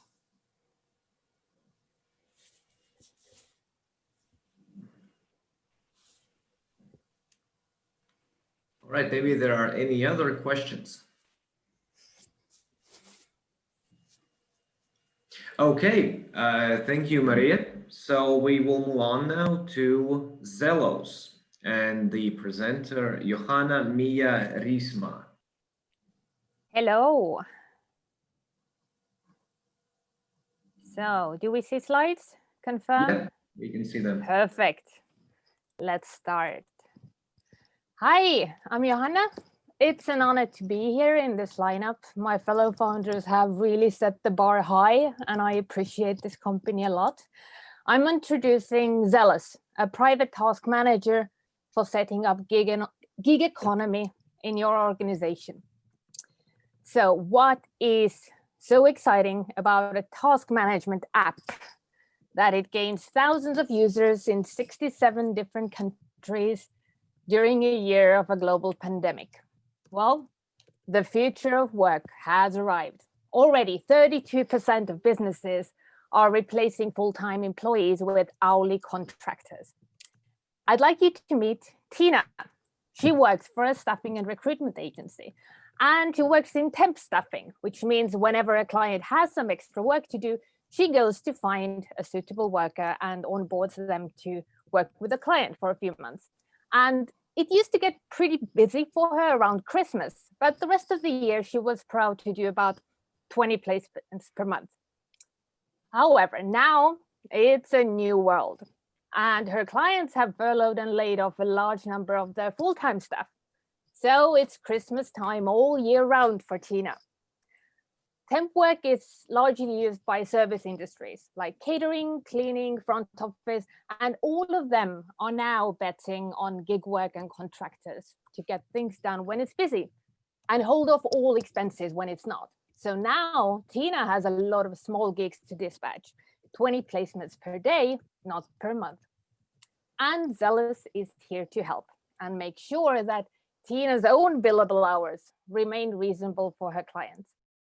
With Zelos, she can quickly dispatch the jobs to her team of Christmas elves, but all year round, exactly like Uber or TaskRabbit does.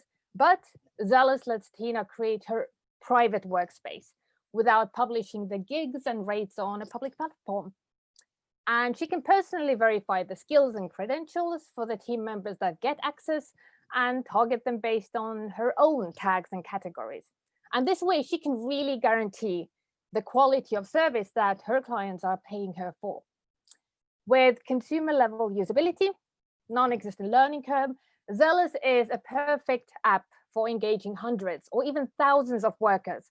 And this scale is impossible with regular task managers.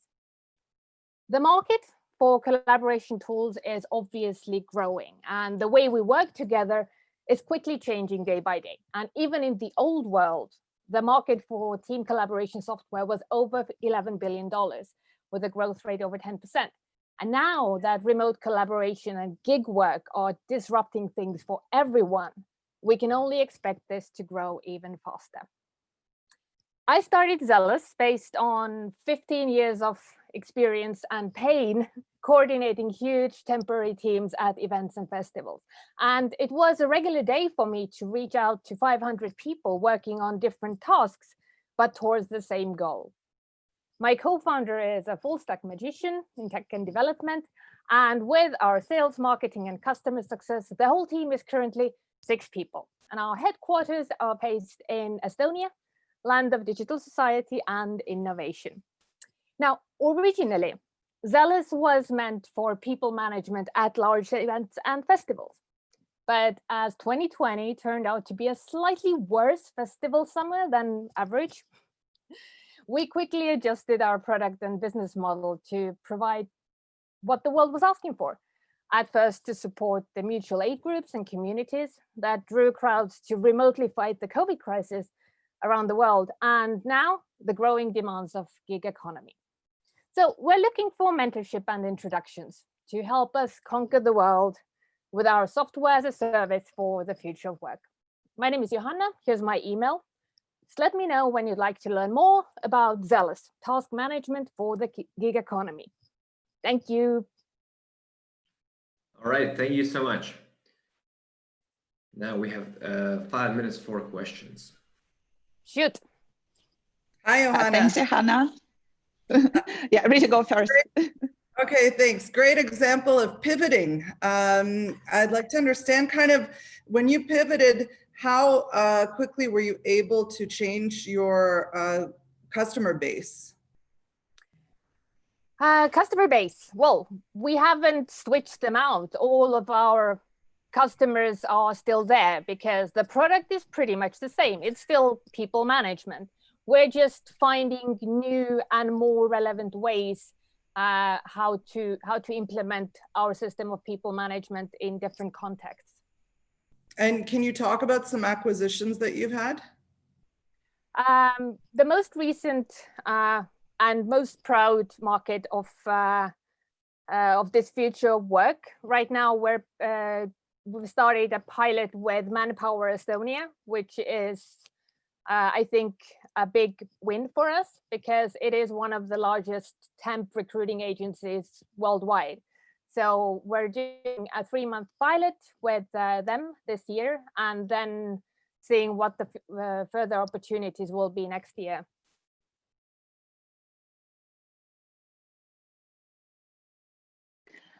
So how long is your sales cycle? Because you mentioned the pilots. Can you just guide us through your corporate sales?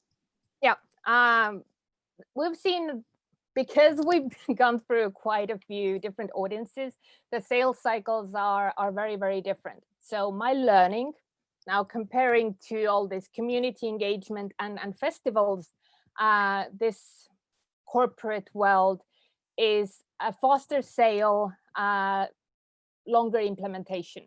So what we saw before, it was a long cycle of sales, and when we got a final yes, it was pretty quick to onboard. Right now we get the interest and yes from high above pretty quickly, and then it takes, let's say, weeks or a month to actually get it into the hands of the people working in the trenches. So this is kind of the opposite. And as I said, we're still keeping all of these earlier markets. Events will come back. Community engagement is still in the background. So we do have a mix of different sales cycles, which is a wonderful challenge. And what's your customer acquisition cost and your lifetime value? We haven't done paid acquisition. I mean, we're aiming to be a product-led startup. So it should be a product-led growth, mostly marketing and not direct sales. Our business model is freemium, which also supports this model. Right now, I think we need to completely prove the product market fit with the corporate, with the future of work. And then we can start testing with paid acquisition and really get to an acquisition cost and lifetime value. Right now, I do not have good data for you because this new market is still very much in the pilot phase. And with earlier markets, well, not many events this year, don't we?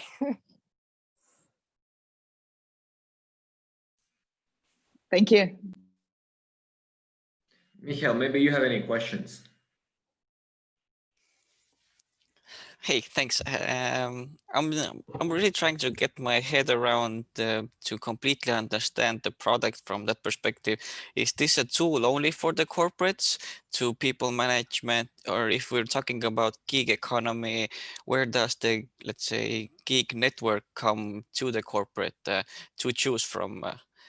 And one question that I had is like a kind of ethical or bigger one, is do you somehow contribute that the corporates would not start to undercut payments like they have done previously in gig economies?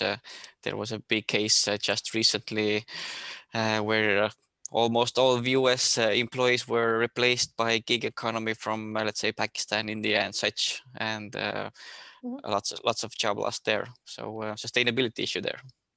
Yeah, I'll start from this one and then go back to your earlier question. So ethics is a difficult. I mean, it's always difficult, and everyone is trying to survive, both corporates, both individuals, and it's a tough place to come together in terms of gig economy. But we are not trying to build a marketplace. This is not our ambition. We are providing software technology. It's a SaaS tool for gig recruiters. So it's tough for us to have a very direct say because we're not facilitating payments. This is something that we decided we're not facilitating payments. And this gives us distinction from many of our competitors who are also supplying the workforce, doing the recruitment, and then selling off these individual work hours to corporate. We're not doing that. I think this will also answer your first question, as we are software as a service and we are not facilitating the people, we're not facilitating the hours.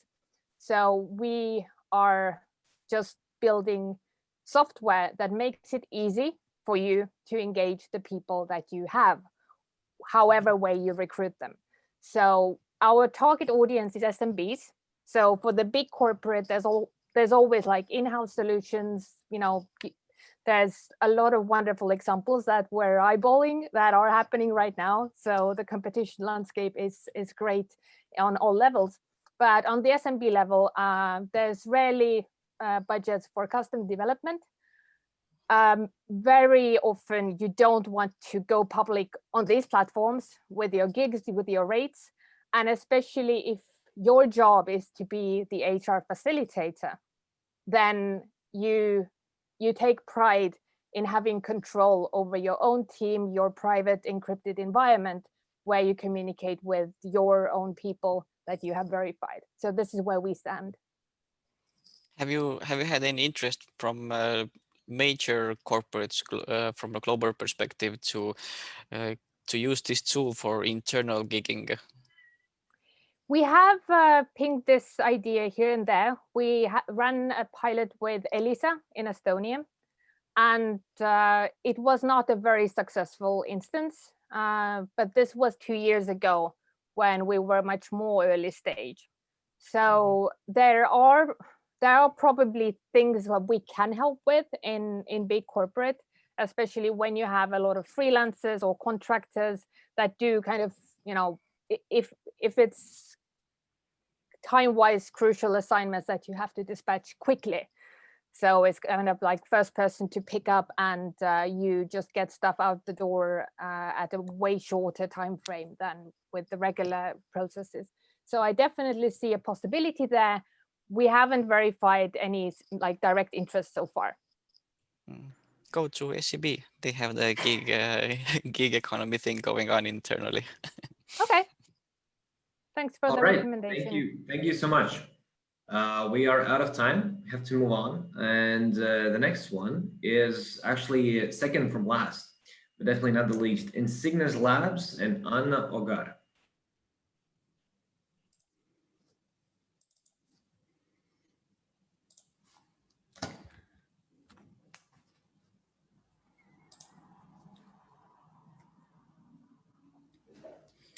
Hello, everyone. My name is Anna Ogar, and I'm representing Insignes Labs. Who of you today, right after getting up from bed, grabbed a smartphone into your hand and then took it with you to toilet? There are 18 times more bacteria on the surface of the mobile phone than they are in a public toilet. What's even more terrifying is the fact that 70% of infectious disease are spread by the contact hand with everyday objects. And therefore, there is a great demand for effective antimicrobial agents, but they should also be safe for human and environment. And that is a big challenge. Current pandemic is one of the examples how harmful microbes can become, how quickly they can spread around the globe, and how difficult it is to stop them. Microbes can live on the surfaces even up to weeks, and current cleaning procedures are money and time consuming and not always efficient. Or additive will help reduce surface transmission of microbes in less than 5 minutes and provide a long-lasting effect up to several months. Our technology is this white powder. In fact, it's a very smart additive, thanks to which materials will gain self-cleaning properties. This technology can be applied for different construction materials, including paints, silicones, plastic, cosmetics, and also plant protection product, which is very important application for us. Our additive can be applied to a wide range of industrial and commercial products, giving them new functionality. Thanks to our technology, dangerous germs are removed from the surfaces of modified floors, walls, plastic in public and private spaces. We also work on several applications for cosmetics and personal care products. And as I mentioned before, plant protection products are quite important for us as well. Our technology is effective against a broad range of pathogenic microbes, including bacteria, fungi, and viruses. We tested it out over 40 different strains. Our product is safe for human and environment. It's affordable and it's easy to apply. Basically, you can drop us to any application you want.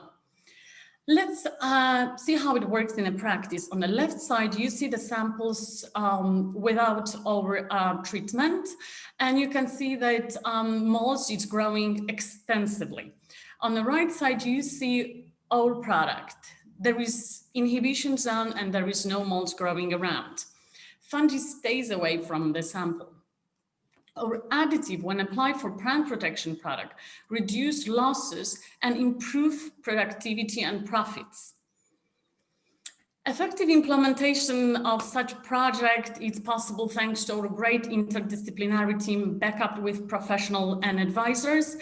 Currently, over 20 people work on the project, microbiologists, biotechnologists, business development people, and they all support each other. Global biocidal market and crop protection product are worth billions of dollars and they're growing. And knowing that, we consider 4 different sources of income. We can become manufacturer and do the direct selling. We can go through the distributors. And the other options are to license our technology for non-exclusive or exclusive license for a specific application. Quick story of Insignes Labs. It was established in 2017, right after we received funds from strategic investor, which is one of the biggest chemical company in Poland. For last 2 years, we run extensive eco and cytotoxicological tests and pre-screen field tests. We're just waiting to get approval for disinfectant liquids, which might even happen in this year. In next year, we wanted to be ready to launch material applications for plastic paints and cosmetics. In 2023, we should be ready to launch plant protection product portfolio. First, of course, we will start with Europe and then we want to expand globally. Our startup was already recognized and awarded in several international contexts, including New York, London, Bratislava, Singapore, and Warsaw. And in order to go globally, we're looking for distributors, but not dealers. If you are interested in our technology, please do not hesitate to contact us. Thank you. All right, thank you so much. Are there any questions?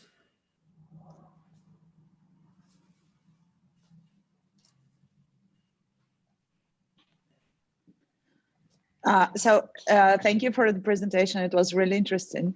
Can you tell me what are the industries and the markets that you're focusing right now? Is it only anti-COVID disinfection or there are some other verticals, and who are your customers in these verticals?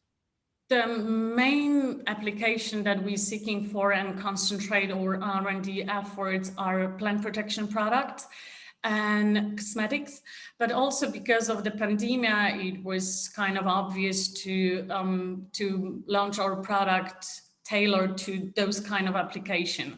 But our prime markets are plant protection and cosmetics, which are the biggest chunk if it comes to biocidal products. And what's your current traction financially?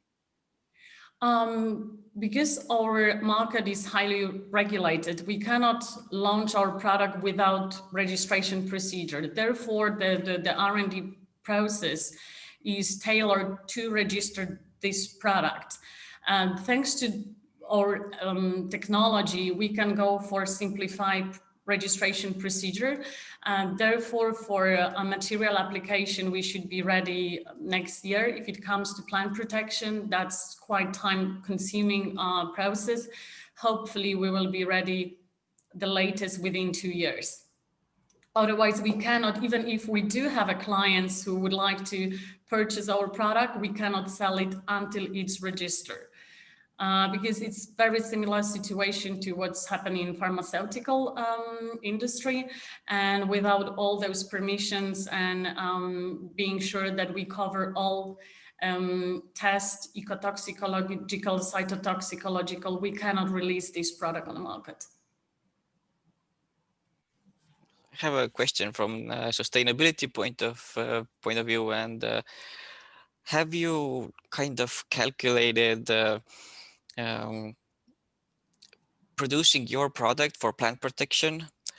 How much less of a negative impact it has on environment than not having the plants grow, let's say, or not get the harvest as needed? Very good approach. We did so because our product is also tailored to meet all the requirements, also regarding Green Deal, which came into the force that until 2030, major plant protection producer will need to decrease the consumption or the production of plant protection product by 50% and synthetic fertilizer by 20%. And our product is not in a category of plant protection products. It enhances the activity of active ingredients, but itself it's not an active ingredient.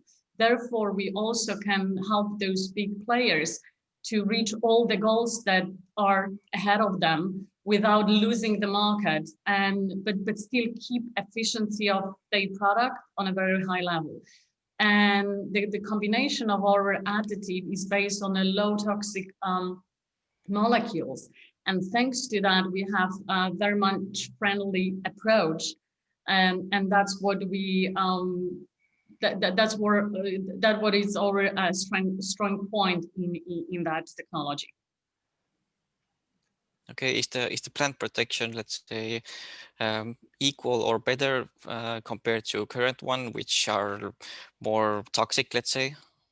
You know what we're doing? We can, with our additive, we can supplement 50% of current active ingredients, which are the ingredients responsible for biocidal effect. And with our additive, we actually even slightly can improve the efficiency of those biocidals by decreasing their concentration by 50%, which is very, very good results.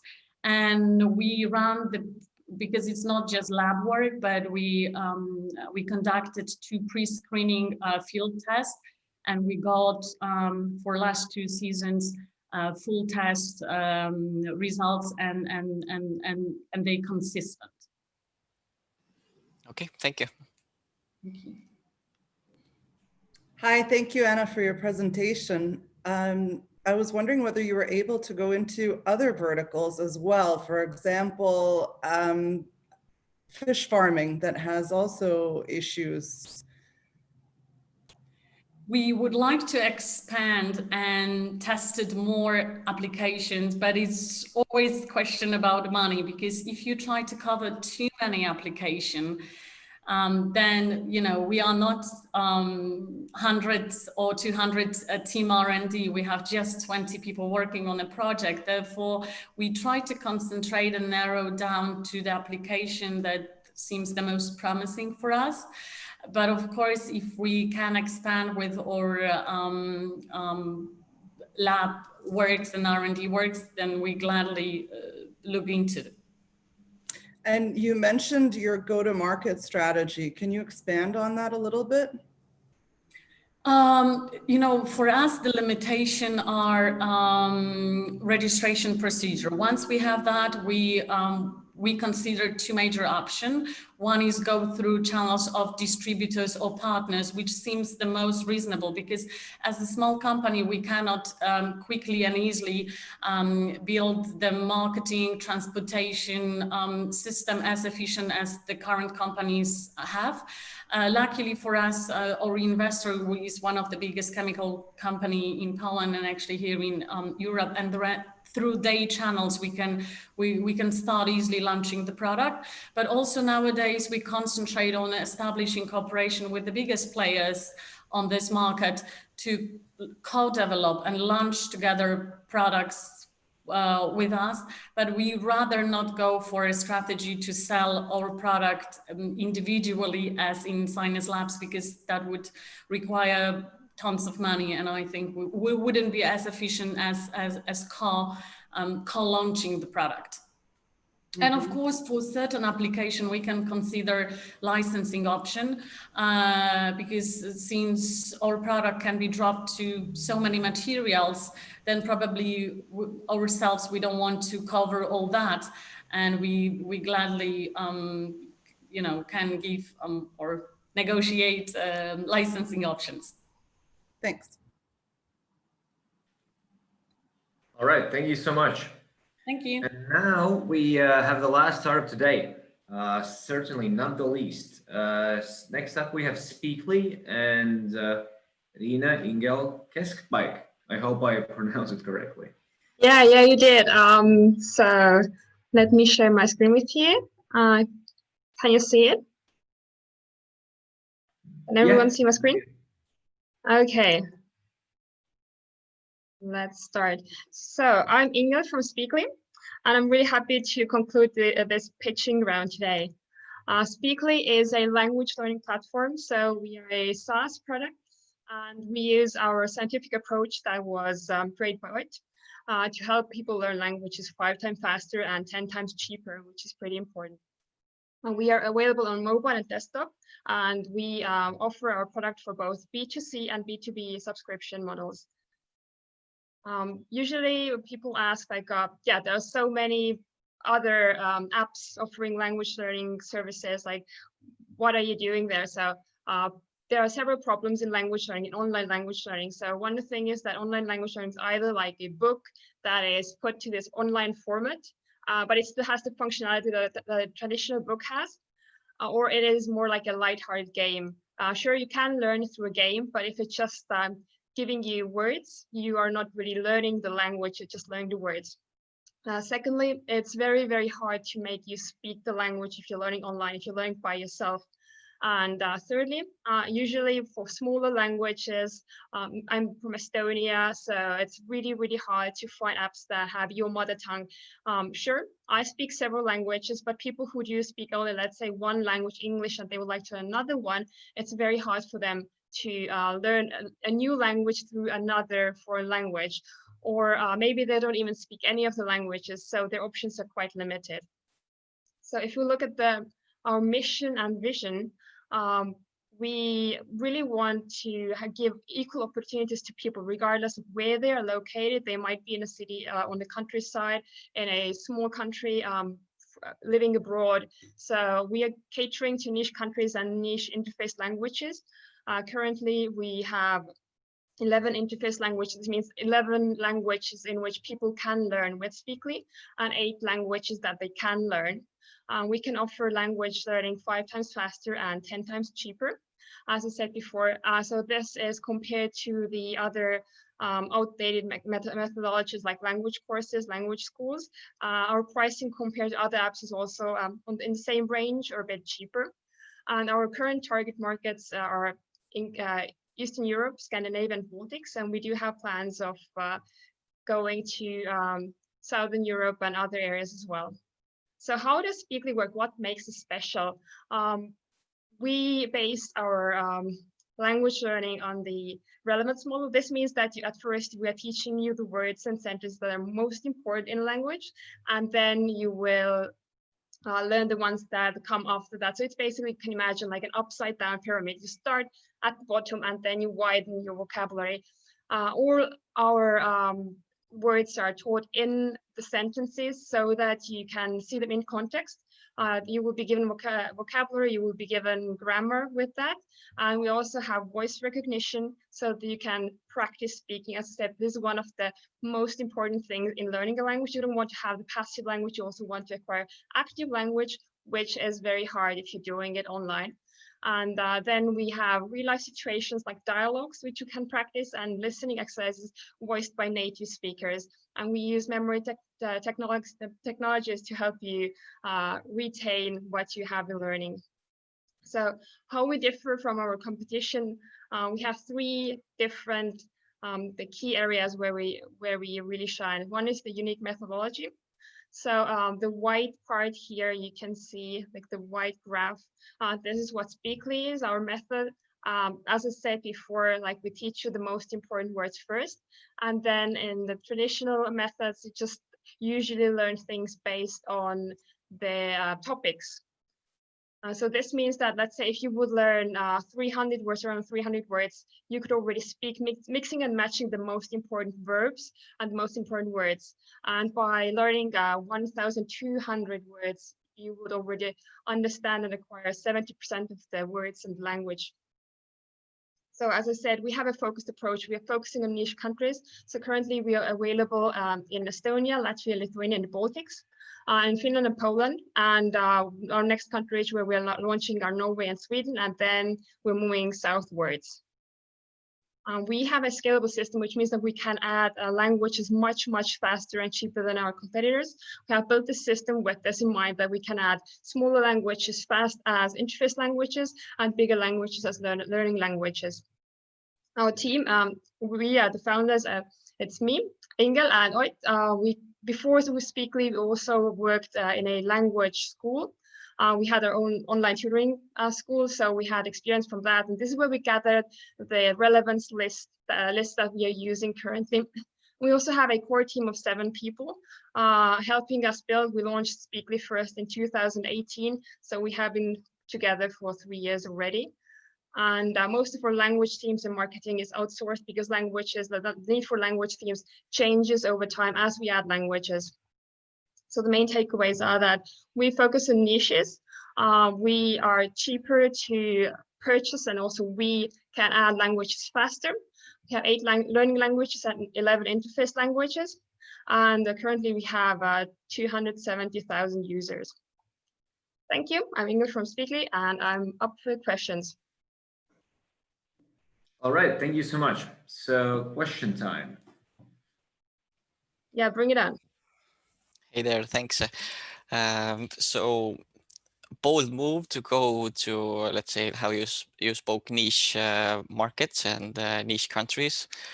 This means that there's a reason why everyone is going for the big markets, because it's easier to market and adjust your marketing. It's easier to add languages. I would say that it's easier to add languages in a way that once you add a big language, then you already open a whole market. Since we can add smaller languages much faster and cheaper, this is not a problem for us. And if I say niche, it doesn't mean that it's really small. If you think about Poland, for instance, like 70 million people, the Baltics, several million people. So if you add them all together, it is actually a large section that is uncovered. Mm-hmm. And it doesn't mean that there aren't other programs there. They're usually like very small. Mm-hmm, mm-hmm. But you said you have 270,000 users already. That's a great number. My question is, how did you acquire them, or what's your marketing there, and how do you acquire users mainly? So with each country. Mm-hmm. Yes, so we usually go for Facebook marketing referral. We have like a refer a friend program, and then we also have organic growth. And this approach has worked very well for all of the countries so far. So it's kind of, although they look like they have a different profile, those 3 have been working well for all of the countries. We also do like some kind of campaigns, and we work together with governments sometimes to offer like free studies for a certain period of time. So 2 years ago, we did the same campaign together with the Estonian government, and this was pretty successful. This was like the starting time of Speakly. So this is how we acquire users. Did it answer the question? Yeah, of course. But how many of them are like active users, and what do you define as an active user? Our requirements for an active user are pretty strict. So for us, an active user is someone who has a streak of at least like 5 days in a row, which is not very easy to achieve, but we have high standards. And they would study at least 20 days in a month. So I would say we have about like 5% of those who are really active users based on our standards. But what also happens in language learning is that sometimes like it's not something that you do constantly. It's like kind of a wavy thing. So people start with the language, they would study for a couple of months, then they would just disappear, kind of like going to a gym. And then after a while, they would come back. So it's like an on and off thing, the language learning market. So it's in a way, it's kind of hard also to say. We can say that, yeah, this person is active for this amount of time. They might disappear. They might come back a bit later. Can't recall if you talked about pricing. What's the pricing model there? So we offer 4 different packages, 1, 3, 6 month, then 12-month packages, and we also have lifetime campaigns that we sometimes offer. So the prices are equal to those of bigger players that also offer paid studies. Okay, thanks. Hi, Engel, great presentation. Thank you. It's not easy being last, probably. No, it's not, but I enjoy it. I'm wondering, from the 270,000 users you have now, what percentage are paying customers? And then also, how did you come to the statistic that you learn a language 5 times faster than based on your, gym swings that you just described? Yeah, kind of how's your business model look like for the future? So here we have several questions. I will start with like how we came to this graph that I showed to you before. So basically, in the European language map, they like the ABC language system that's usually used to simplify everything. Languages have a kind of like an estimated time how long it takes to study them, right? And if we compare this to how long our learners are studying, and what we have those like thresholds, let's say like 1,200 for B1. B1 can also be a wide range of actually skills. So if we compare this and the 1,200 words, usually people are not starting from 0, but if they were, you could achieve this in a couple of months, like 3.4, 3.6 months, depending on also your skills, of course, and the time you put into learning. But if you're learning an average of 15 words a day, then if you compare like our users and then this like a usual time, then this is how we got it. And I think the next question was like, what was if we remember correctly, yeah, percentage of paid users now, kind of. So the percentage of paid users is growing. We have a revenue of 45K per month currently. So percentage, I just kind of have a brain freeze right now. So I'm sorry, I don't know the answer to that from the top of my head at the moment, but I could email you this if it's something that you're interested in. Do you have a lot of churn from your existing user base then? They come in, they pay a little and then they leave? Yes, that's very common. But what we also do is we, in marketing, we have like different marketing strategies that we use. So we also have this marketing campaign or like a marketing branch directed at bringing back the churn users. But this is definitely something that we're working on. Okay, thanks. You had a third question as well. I think it was about future plans. So yeah, in the future, we are planning on moving towards covering the whole Europe and moving towards Asia. Any other questions? Yeah, I have a question as well. Great presentation, thank you. So my question is, what's your expected customer acquisition cost, for example, in Scandinavia and in Baltics? And what's your lifetime value comparing to the customer acquisition cost? And do you have different pricing for Baltics and Nordics, for example? Because obviously, like the users in Nordic, they can afford to pay more than users in Baltics. Yeah, currently we have the same pricing for all of the countries. The ROI that we have is 1.25. So from first purchase, and our customer acquisition cost for onboarding users is below 70 euro cents, which is pretty good. And oh yeah, and lifetime value is 128 euros. So and this is based on like because some people make several purchases, and the average purchase is 32 euros. Thank you. Yeah, thank you, Sandra. So any other questions? All right. We have also run out of time. I think, yeah, I think we're done. I think we're done with the questions. So this was the 10th startup. And what will happen now is the jury will go to a separate meeting room. Jury members, I have sent you a link on in the Zoom webinar chat. So please proceed to go there. Meanwhile, Helena, she's a member of the She Loves Tech team. She actually has some questions for all the startups. So, you know, all the startups stay here. Me and the jury, we will go to this separate meeting room to decide on the winner, and we'll be back in 15 minutes. Okay, thank you, Kristian. Hi, everyone. Before we go to the next session, I would like to invite everybody to open your camera and also to unmute yourself, because this particular session is not that like formal anymore. It's like a relaxing, more of a relaxing part. Yes, while we're waiting for everyone, so would like to once again congratulate everyone. I'm Helena. I'm actually the global program lead for the competition itself. So I'm very happy that we actually be able to make it today. And thank you again for everyone to make it today. Like we wanted to be express our proudness to every one of you, because we understand that it's a very difficult time, and you guys to be able to make it today and also to be here and make things work.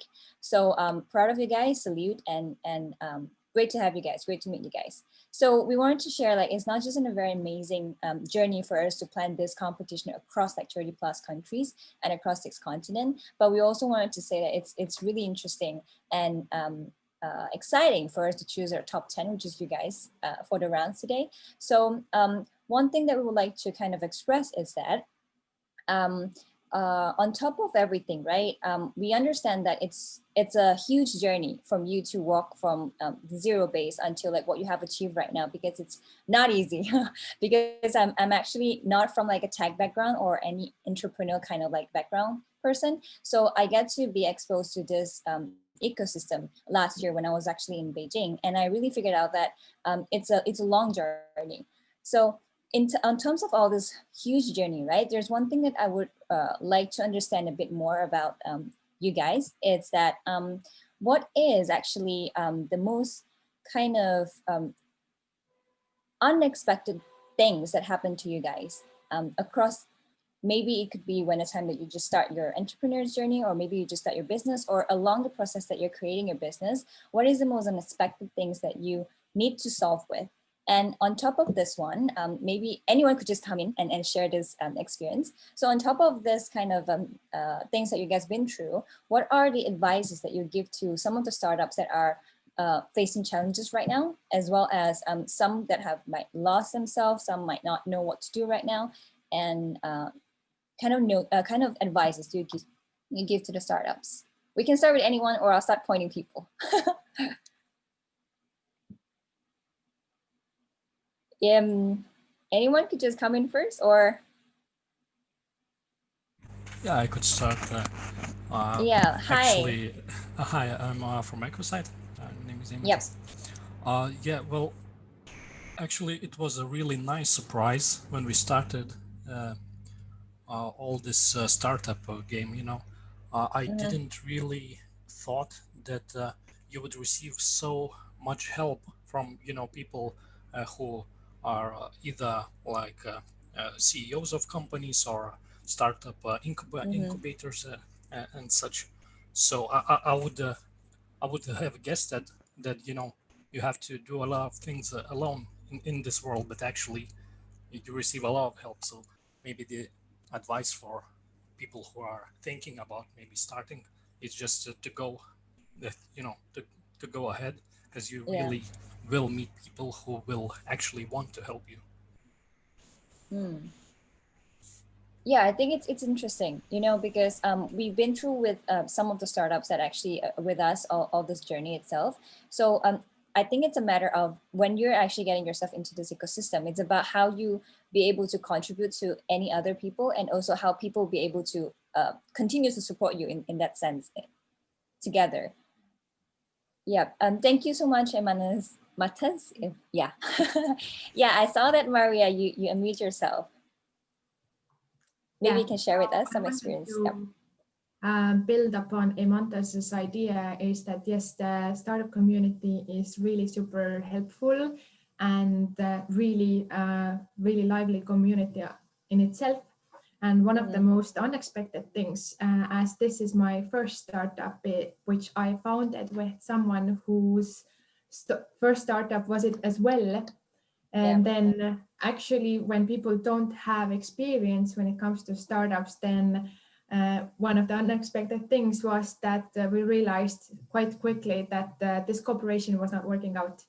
So kind of if there's no previous experience in working in startups before, then yeah, I saw that luckily I was quite ready to kind of part with my co-founder, and like there was this community and people around Edumus already who could kind of carry it forward and help me out. However, I wouldn't have thought that this moment would come so quickly. And looking back, I'm so happy that we got around parting quite early in the beginning, because it could have been much more difficult now. Yep. I think one thing that I kind of agree with you is because when the time that I was first in the thing, I figured out that it's not like, skill 1, 2, 3 to be able to sustain you with like starting your own business. You literally have to know like skill 1 to like skill infinity to sort of really support you with expanding your business and stuff. So I think that there are still like good people and also good support that you could get out there. So I guess that we just need to keep the vibe going where we can help. We just provide the help that we can to all the startups that we might need help with. Exactly. Yeah. Thank you, Maria. Maybe we can have 2 more to share some of their experiences. Okay. Yeah, thank you. Angel or Ingel, yeah. So it's hi, like Ingel. your first word in Estonian. It's angel in Estonian, Ingel. It's really easy to remember. Yep. So what I would say is like it's if I think back to my startup journey, it's easier than you think and it's harder than you think. It's easier in a way that you never imagined at first that you would achieve the kind of things that you achieve. But it's much harder because at first I remember we just had the idea and we had no idea where to start. We just started with that. And all the things that if I look back to all the things that we have been doing and we have been like solving the problems that we had, wow, it's like I'm amazed. It was hard. And maybe like, of course, I'm not that kind of person that if I could go back in time, I would definitely do it again. But I didn't think it would be so hard. But at the same time, it was like, it's actually quite easy. I mean, I just have to do it, not overthink it. And I think to people who are struggling with their ideas or with the startups, I think it's always worth going back to the customer. Like, what is the need of the customer? What do they want? Because you're not creating this product. You might be creating it for your own fun, awesome. But you're actually also creating it for making the world a better place, for helping others. So what is that would help them really? So you can always change direction and just monitor what you're doing, just to see, is it something that the others also need? If not, change the direction. It's not too late if you constantly do it, unless you just like, have this fixed mindset and just keep on going and you're not looking around. Then it's good to know when to stop and just to start with something else. But if you're constantly like observing and like comparing what you're doing to the need, it will work out. Got it. Do you think that it's sufficient or is it necessary for this startup to actually find one particular advisor or one particular mentor before they decided to launch anything? Or they should try out, as in to fall down first and then to maybe seek for advices, maybe when they find like challenges and stuff? I think this is like a double-edged sword. On one hand, like if you ask others for what do they think, you might get some great advice, but you have to have this like your own inner feeling as well, because sometimes people, they don't know what they really need. They have this idea of it would be great, but it's actually not their real need, and they can't word it because they don't even know that they have the need. It's very, very hard to observe as a customer to see what you really need. You might see that, okay, it's not working, I have some kind of a problem, no idea what the problem is. So sometimes it's your job as an outsider to see, okay, that's their problem, I know how to solve it. So sometimes customers might give you very bad feedback, and don't always just follow it either. Just like use your own common sense, and if you see great feedback, follow this. If it's kind of shitty feedback, ignore it. It's totally fine to ignore feedback as well. But about mentors, I think I was so lucky to have it as a co-founder. We just complement each other so well. But so that's like, we kind of were mentoring each other. But I think if you don't have someone to support you from the beginning, let's definitely look out for people to give you the support that you need and give you the knowledge that you need. Maybe like, I don't know, something like point you towards the direction that you need to go, like to develop those skills or whatever it is that you're lacking for your own business. Got it. Yeah, I think it's equally important for us to have a lot of different elements combined together to keep the team moving. And I actually do have like certain questions regarding with the team culture and also like because it's we have like we've been here around with the ecosystem for like 6 years this year, so we did understand like we do understand like there are certain kind of challenges that people face, especially looking for the right resources, looking for the right team, looking for the right investors kind of stuff. So I have a few questions regarding the team and also the company culture later. But one thing that I think would be able to get more relevance with everyone here, it's the topic of raising fund. Because a lot of people usually during this time, we get like a lot of feedback telling us that the most difficult challenge that they face right now is to raise fund and also to get like investments. And it's a little bit more harder if you're actually women-led kind of founder, because I'm not too sure is it everywhere else, but because we're having collaborations with the UN women to have like research going on, and they figured out that around 90+% of the investment actually goes to men. So which we're trying to work a lot, and we're actually in a lot of foundation work to just make sure that we have this initiative called like gender equitable investment. So I would like to throw this question to the floor to first to share whether or not do you face, what is your journey? Like share with us, what is your journey in raising fund for your business? If you met any kind of investors that actually are having issues or having kind of selective kind of way of giving their investments and stuff. Yeah, the floor is open. So Joanna, is it Joanna or Mai? Yes. Sorry. Yes. Yeah. This is general advice for, well, everything, not fundraising wise. Get what you need. Yeah. Keep yourself in the focus, do the stuff that you have to do, and think about your startup. So don't fundraise for fundraising, and don't do anything else because someone else tells you to. There's a lot of like mess in the startup environment, but you have to raise, and this is like a standard and everything.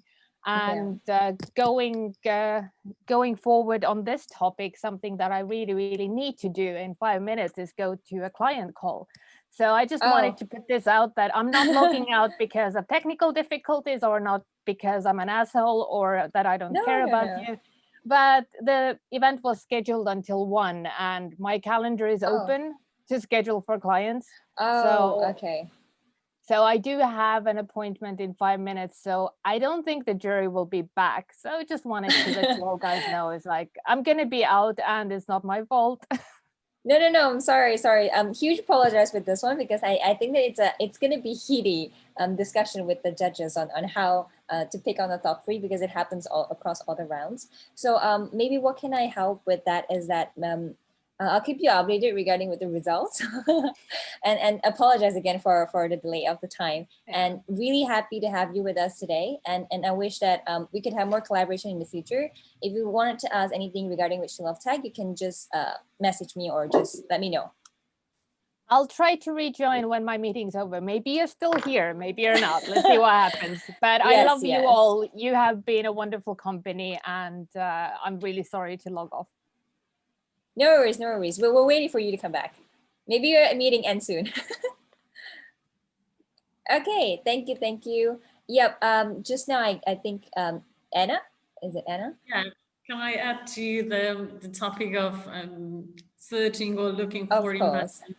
Since Yep. we are in chemical industry, it's totally dominated by guys. And when I first approached them, they were looking like me and say like, oh, lady, what do you want to hear?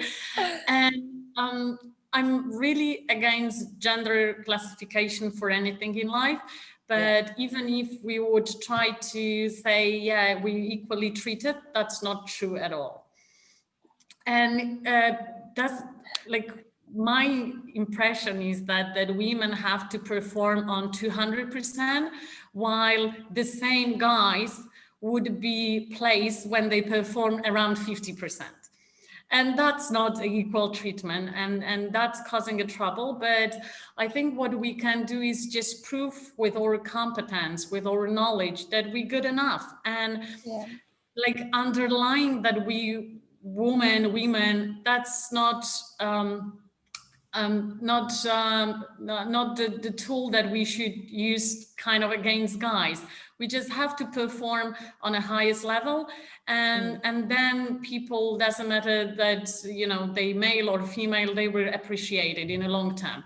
And if you see that your, I don't know, investor that you talk to, a partner, is disrespecting you because you are not a male, then you simply should walk away from that kind of deal, because that will never do any good to your company.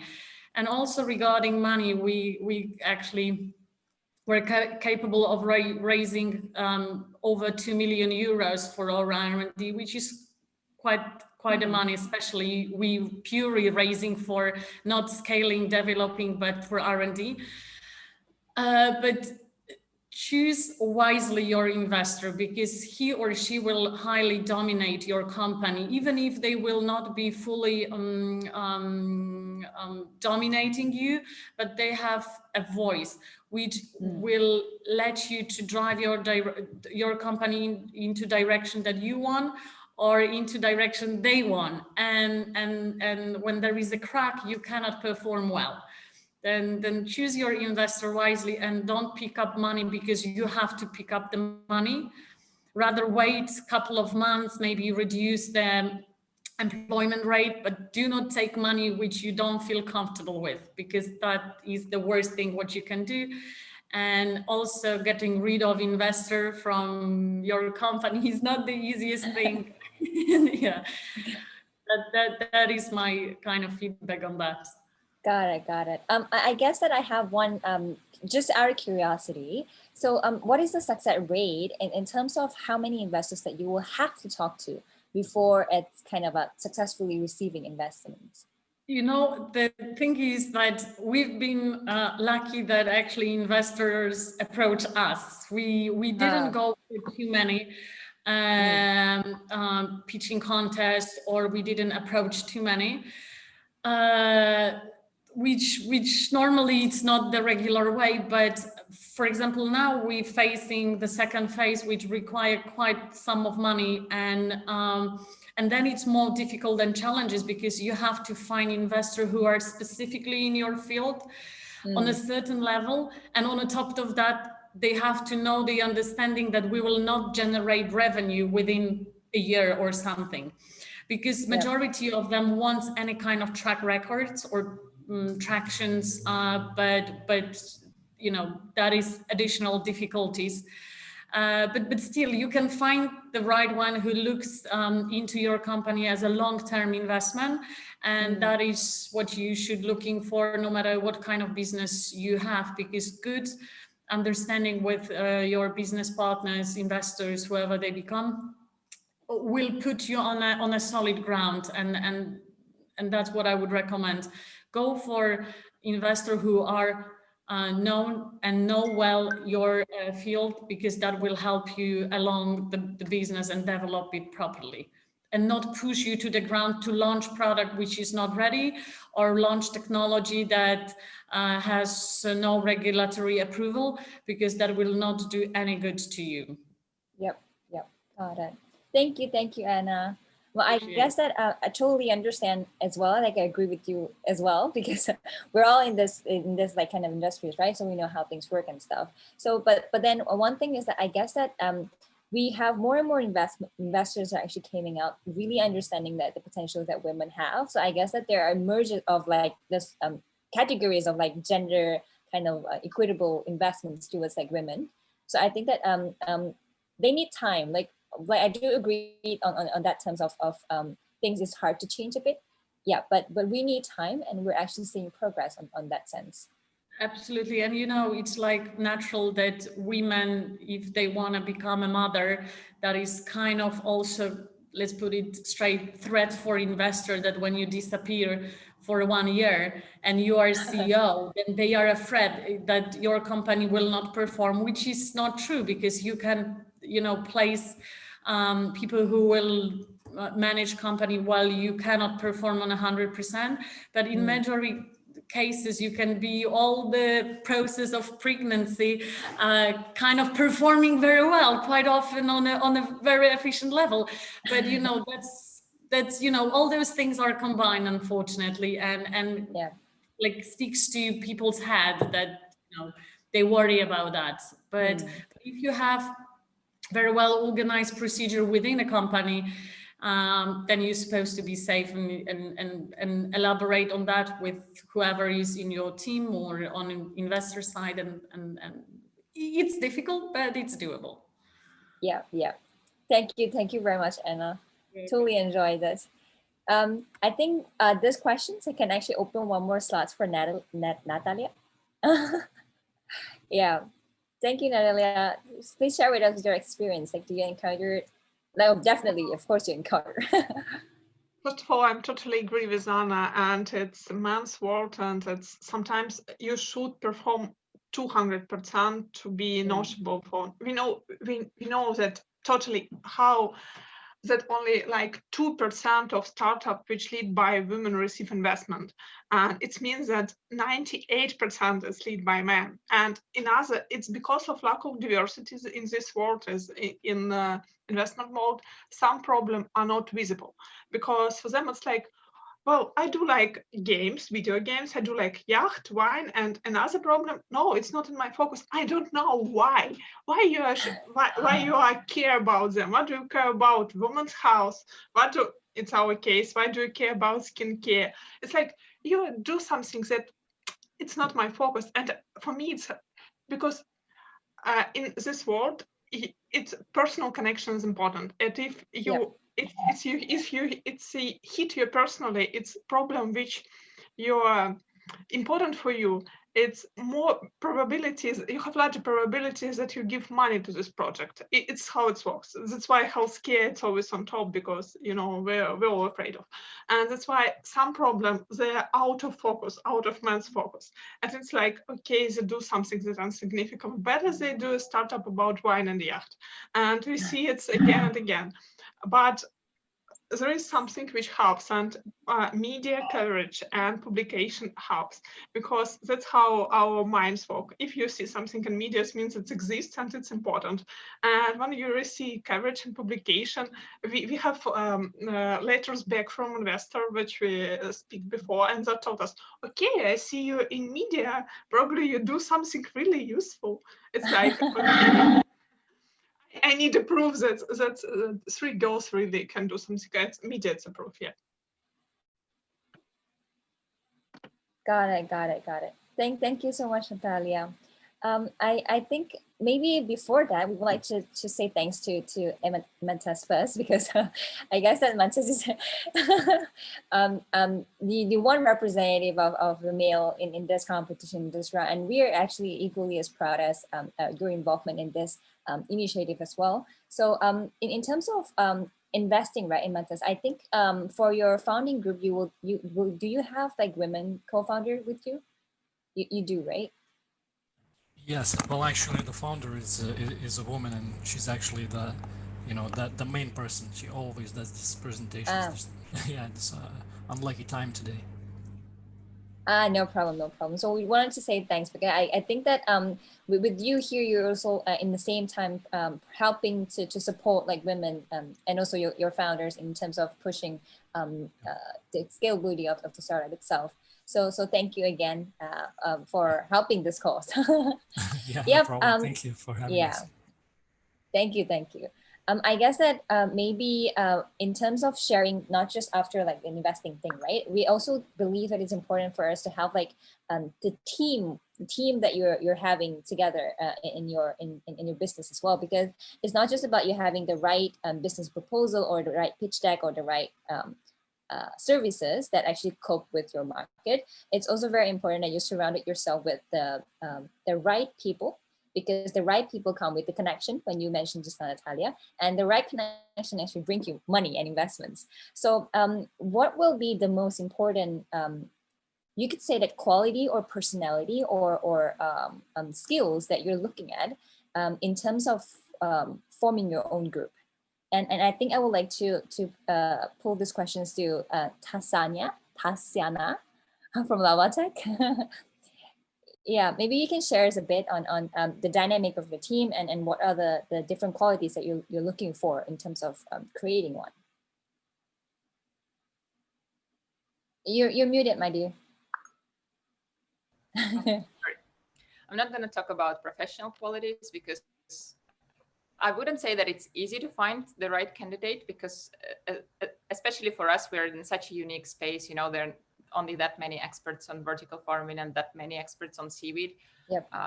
But when I started Laava Tech, I've made some mistakes in the beginning with hiring people because I had no expertise in it or experience. And well, luckily we were on too early stage for it to hurt us. But for me, very important that the team clicks. Like, I don't know, there are only 12 of us at the moment, which is not that much, but it's also not that small of amount of people. But we are more like a family or friends rather than just co-workers. And I know that they have my back totally in all the aspects, and they know the same. So we support each other through whatever problems we have. And if we need to cover up for each other, we do it. And I'm trying to balance my team in terms of male-female representation, which is, I found also a bit challenging because unfortunately, for some reason, there are not that many women in expertise in certain areas. And myself, I'm not a technical person really by background. I'm a lawyer, but I'm hoping that would change. But it just that take as long as you need with interviews. And I found it the best to hire people from your network. So if you already have some prior experience with the person, then it's easier. But again, I'm not sure how that will work out during the scaling up phase. The issue I have with investors is because I'm actually the youngest on the team and female. And I have, 4 PhDs on board. One is in the process. Wow. And most people have over 20 years of experience. So very often investors are like, you know, we just don't believe that you can hold this team together. And I'm like, I put the team together myself. So how do you think I'm not going to manage to make them like stay here? So, but now there are less questions about it because it has been quite some time that we are together and there is more trust in it. Yeah, I think I can totally relate to that because you look very young. So in that sense, it's a bit hard to kind of convince people in that sense that we actually do eligible for all this thing. And we're capable of doing all these things. But no, Helena says that because she also has this problem that she looks very, very young. And people always think that she's a teenager. So she really knows how to relate, even though she's definitely not. And she has a lot of experience. I have this huge kind of differences of people treating me. It's like we used to have like a lot of calls, right? So we're like having calls. It's not just happened just like Sheila Tech. It also happens in my previous work because I worked with a Chinese embassy before. So we have a lot of phone calls and like solving a lot of solutions. And then at the end of the day, when we really have to meet one another, and they're like, "Why are you sending like a child here? Is this the same person that I speak in the phone?" And I'm like, "It's me, it's me." So I can totally understand that, Hassania. No worries. But it takes time so that people will actually eventually believe that we are capable of doing things that we're doing. Exactly. But no, I don't want them to believe in me in like 20 years when I'm 40. I want them to believe in me now. No worries, no worries. We'll help you. We'll help you in the process. I will have an ask right now, if I can, for Sheila's tech team, because I'm currently actually in Taiwan and I'm on a quarantine. So if there are any connections or anyone you could match me in here to meet, I would be happy to do so. I'm meeting our clients in here. So okay. Yep. I have some people. I'll connect you. Thank you so much, Leanne. Yeah, no problem. Yep. So I guess that we have the judges are coming back, and we have like all the exciting phases. I can see that Leanne is very exciting to announce. I'm always very excited and very nervous at the same time. Yeah. So before I pass the floor to Kristian, I wanted to say really thank you for everyone that joined the session just now. Like I really enjoyed all the inputs and all the insights that we have, and I wish so much that everyone could actually achieve whatever that they wanted to achieve in their life. And regardless of the decision, either you be the top 3 or not top 3, you guys are the top 10. So happy and proud of you guys. Yeah. So we'd like to pass the floor back to Kristian. Thank you, Kristian. All right, thank you so much, Kalina. So I'll actually pass it on to Leanne.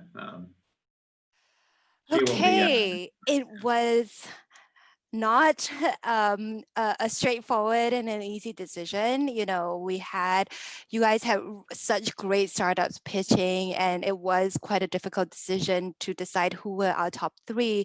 But we finally managed to come to this decision. So firstly, I really echo, you know, what Helena has said. Congratulations, everybody, for making it to the top 10.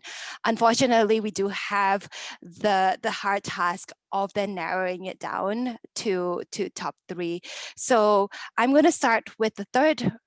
So the second runner-up. In third place, we have ImpromptMe.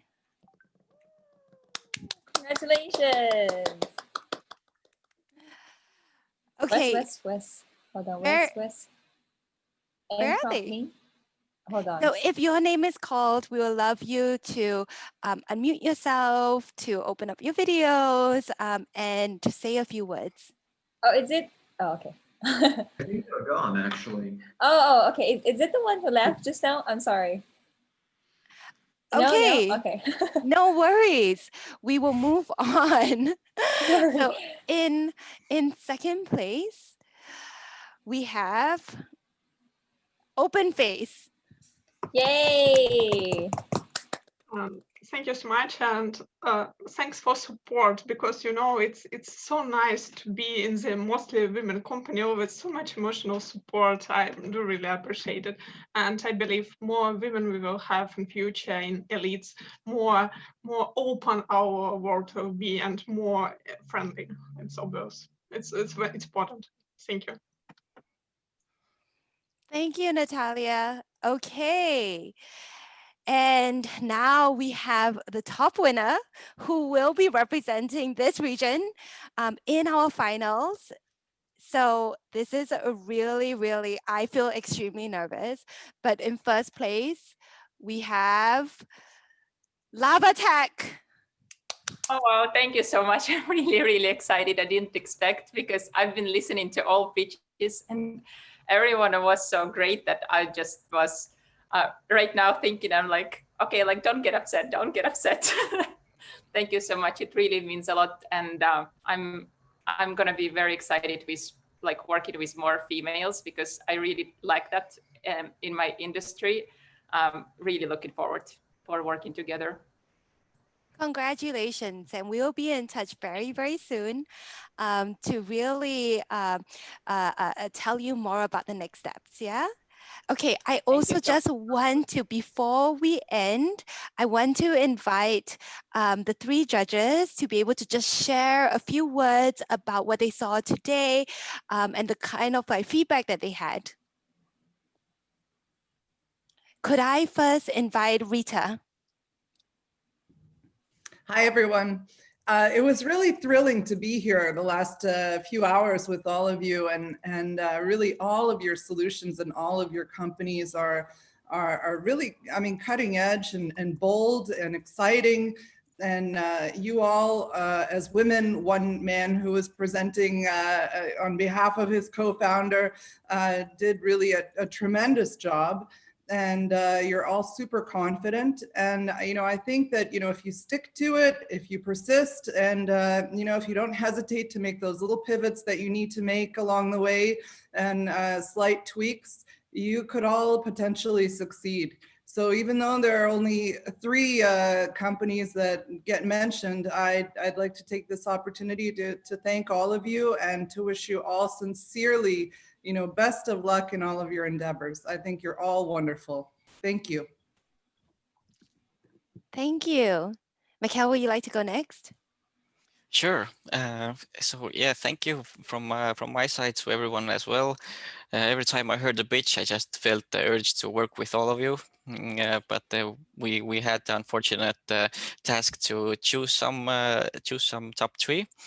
I would like to say to all of that, don't be ever like disencouraged because the decisions they sometimes come down to, let's say, what's the current stage of your startup, and with every similar competition or accelerator, your maturity increases. Therefore, at unknown time, you might be just the winner and go represent your company in another competition and such.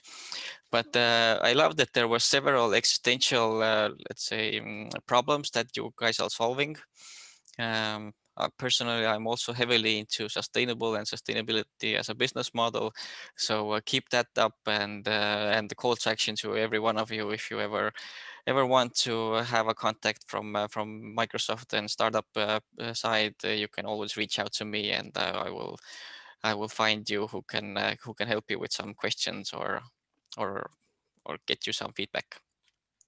Thank you. And startups do seize that opportunity. Not every day do you have an inside contact into Microsoft. Okay, next, Sandra. Yeah, thanks a lot. I was really impressed by the startups we're all doing great. The way you pitched the products that you presented, everything was just amazing.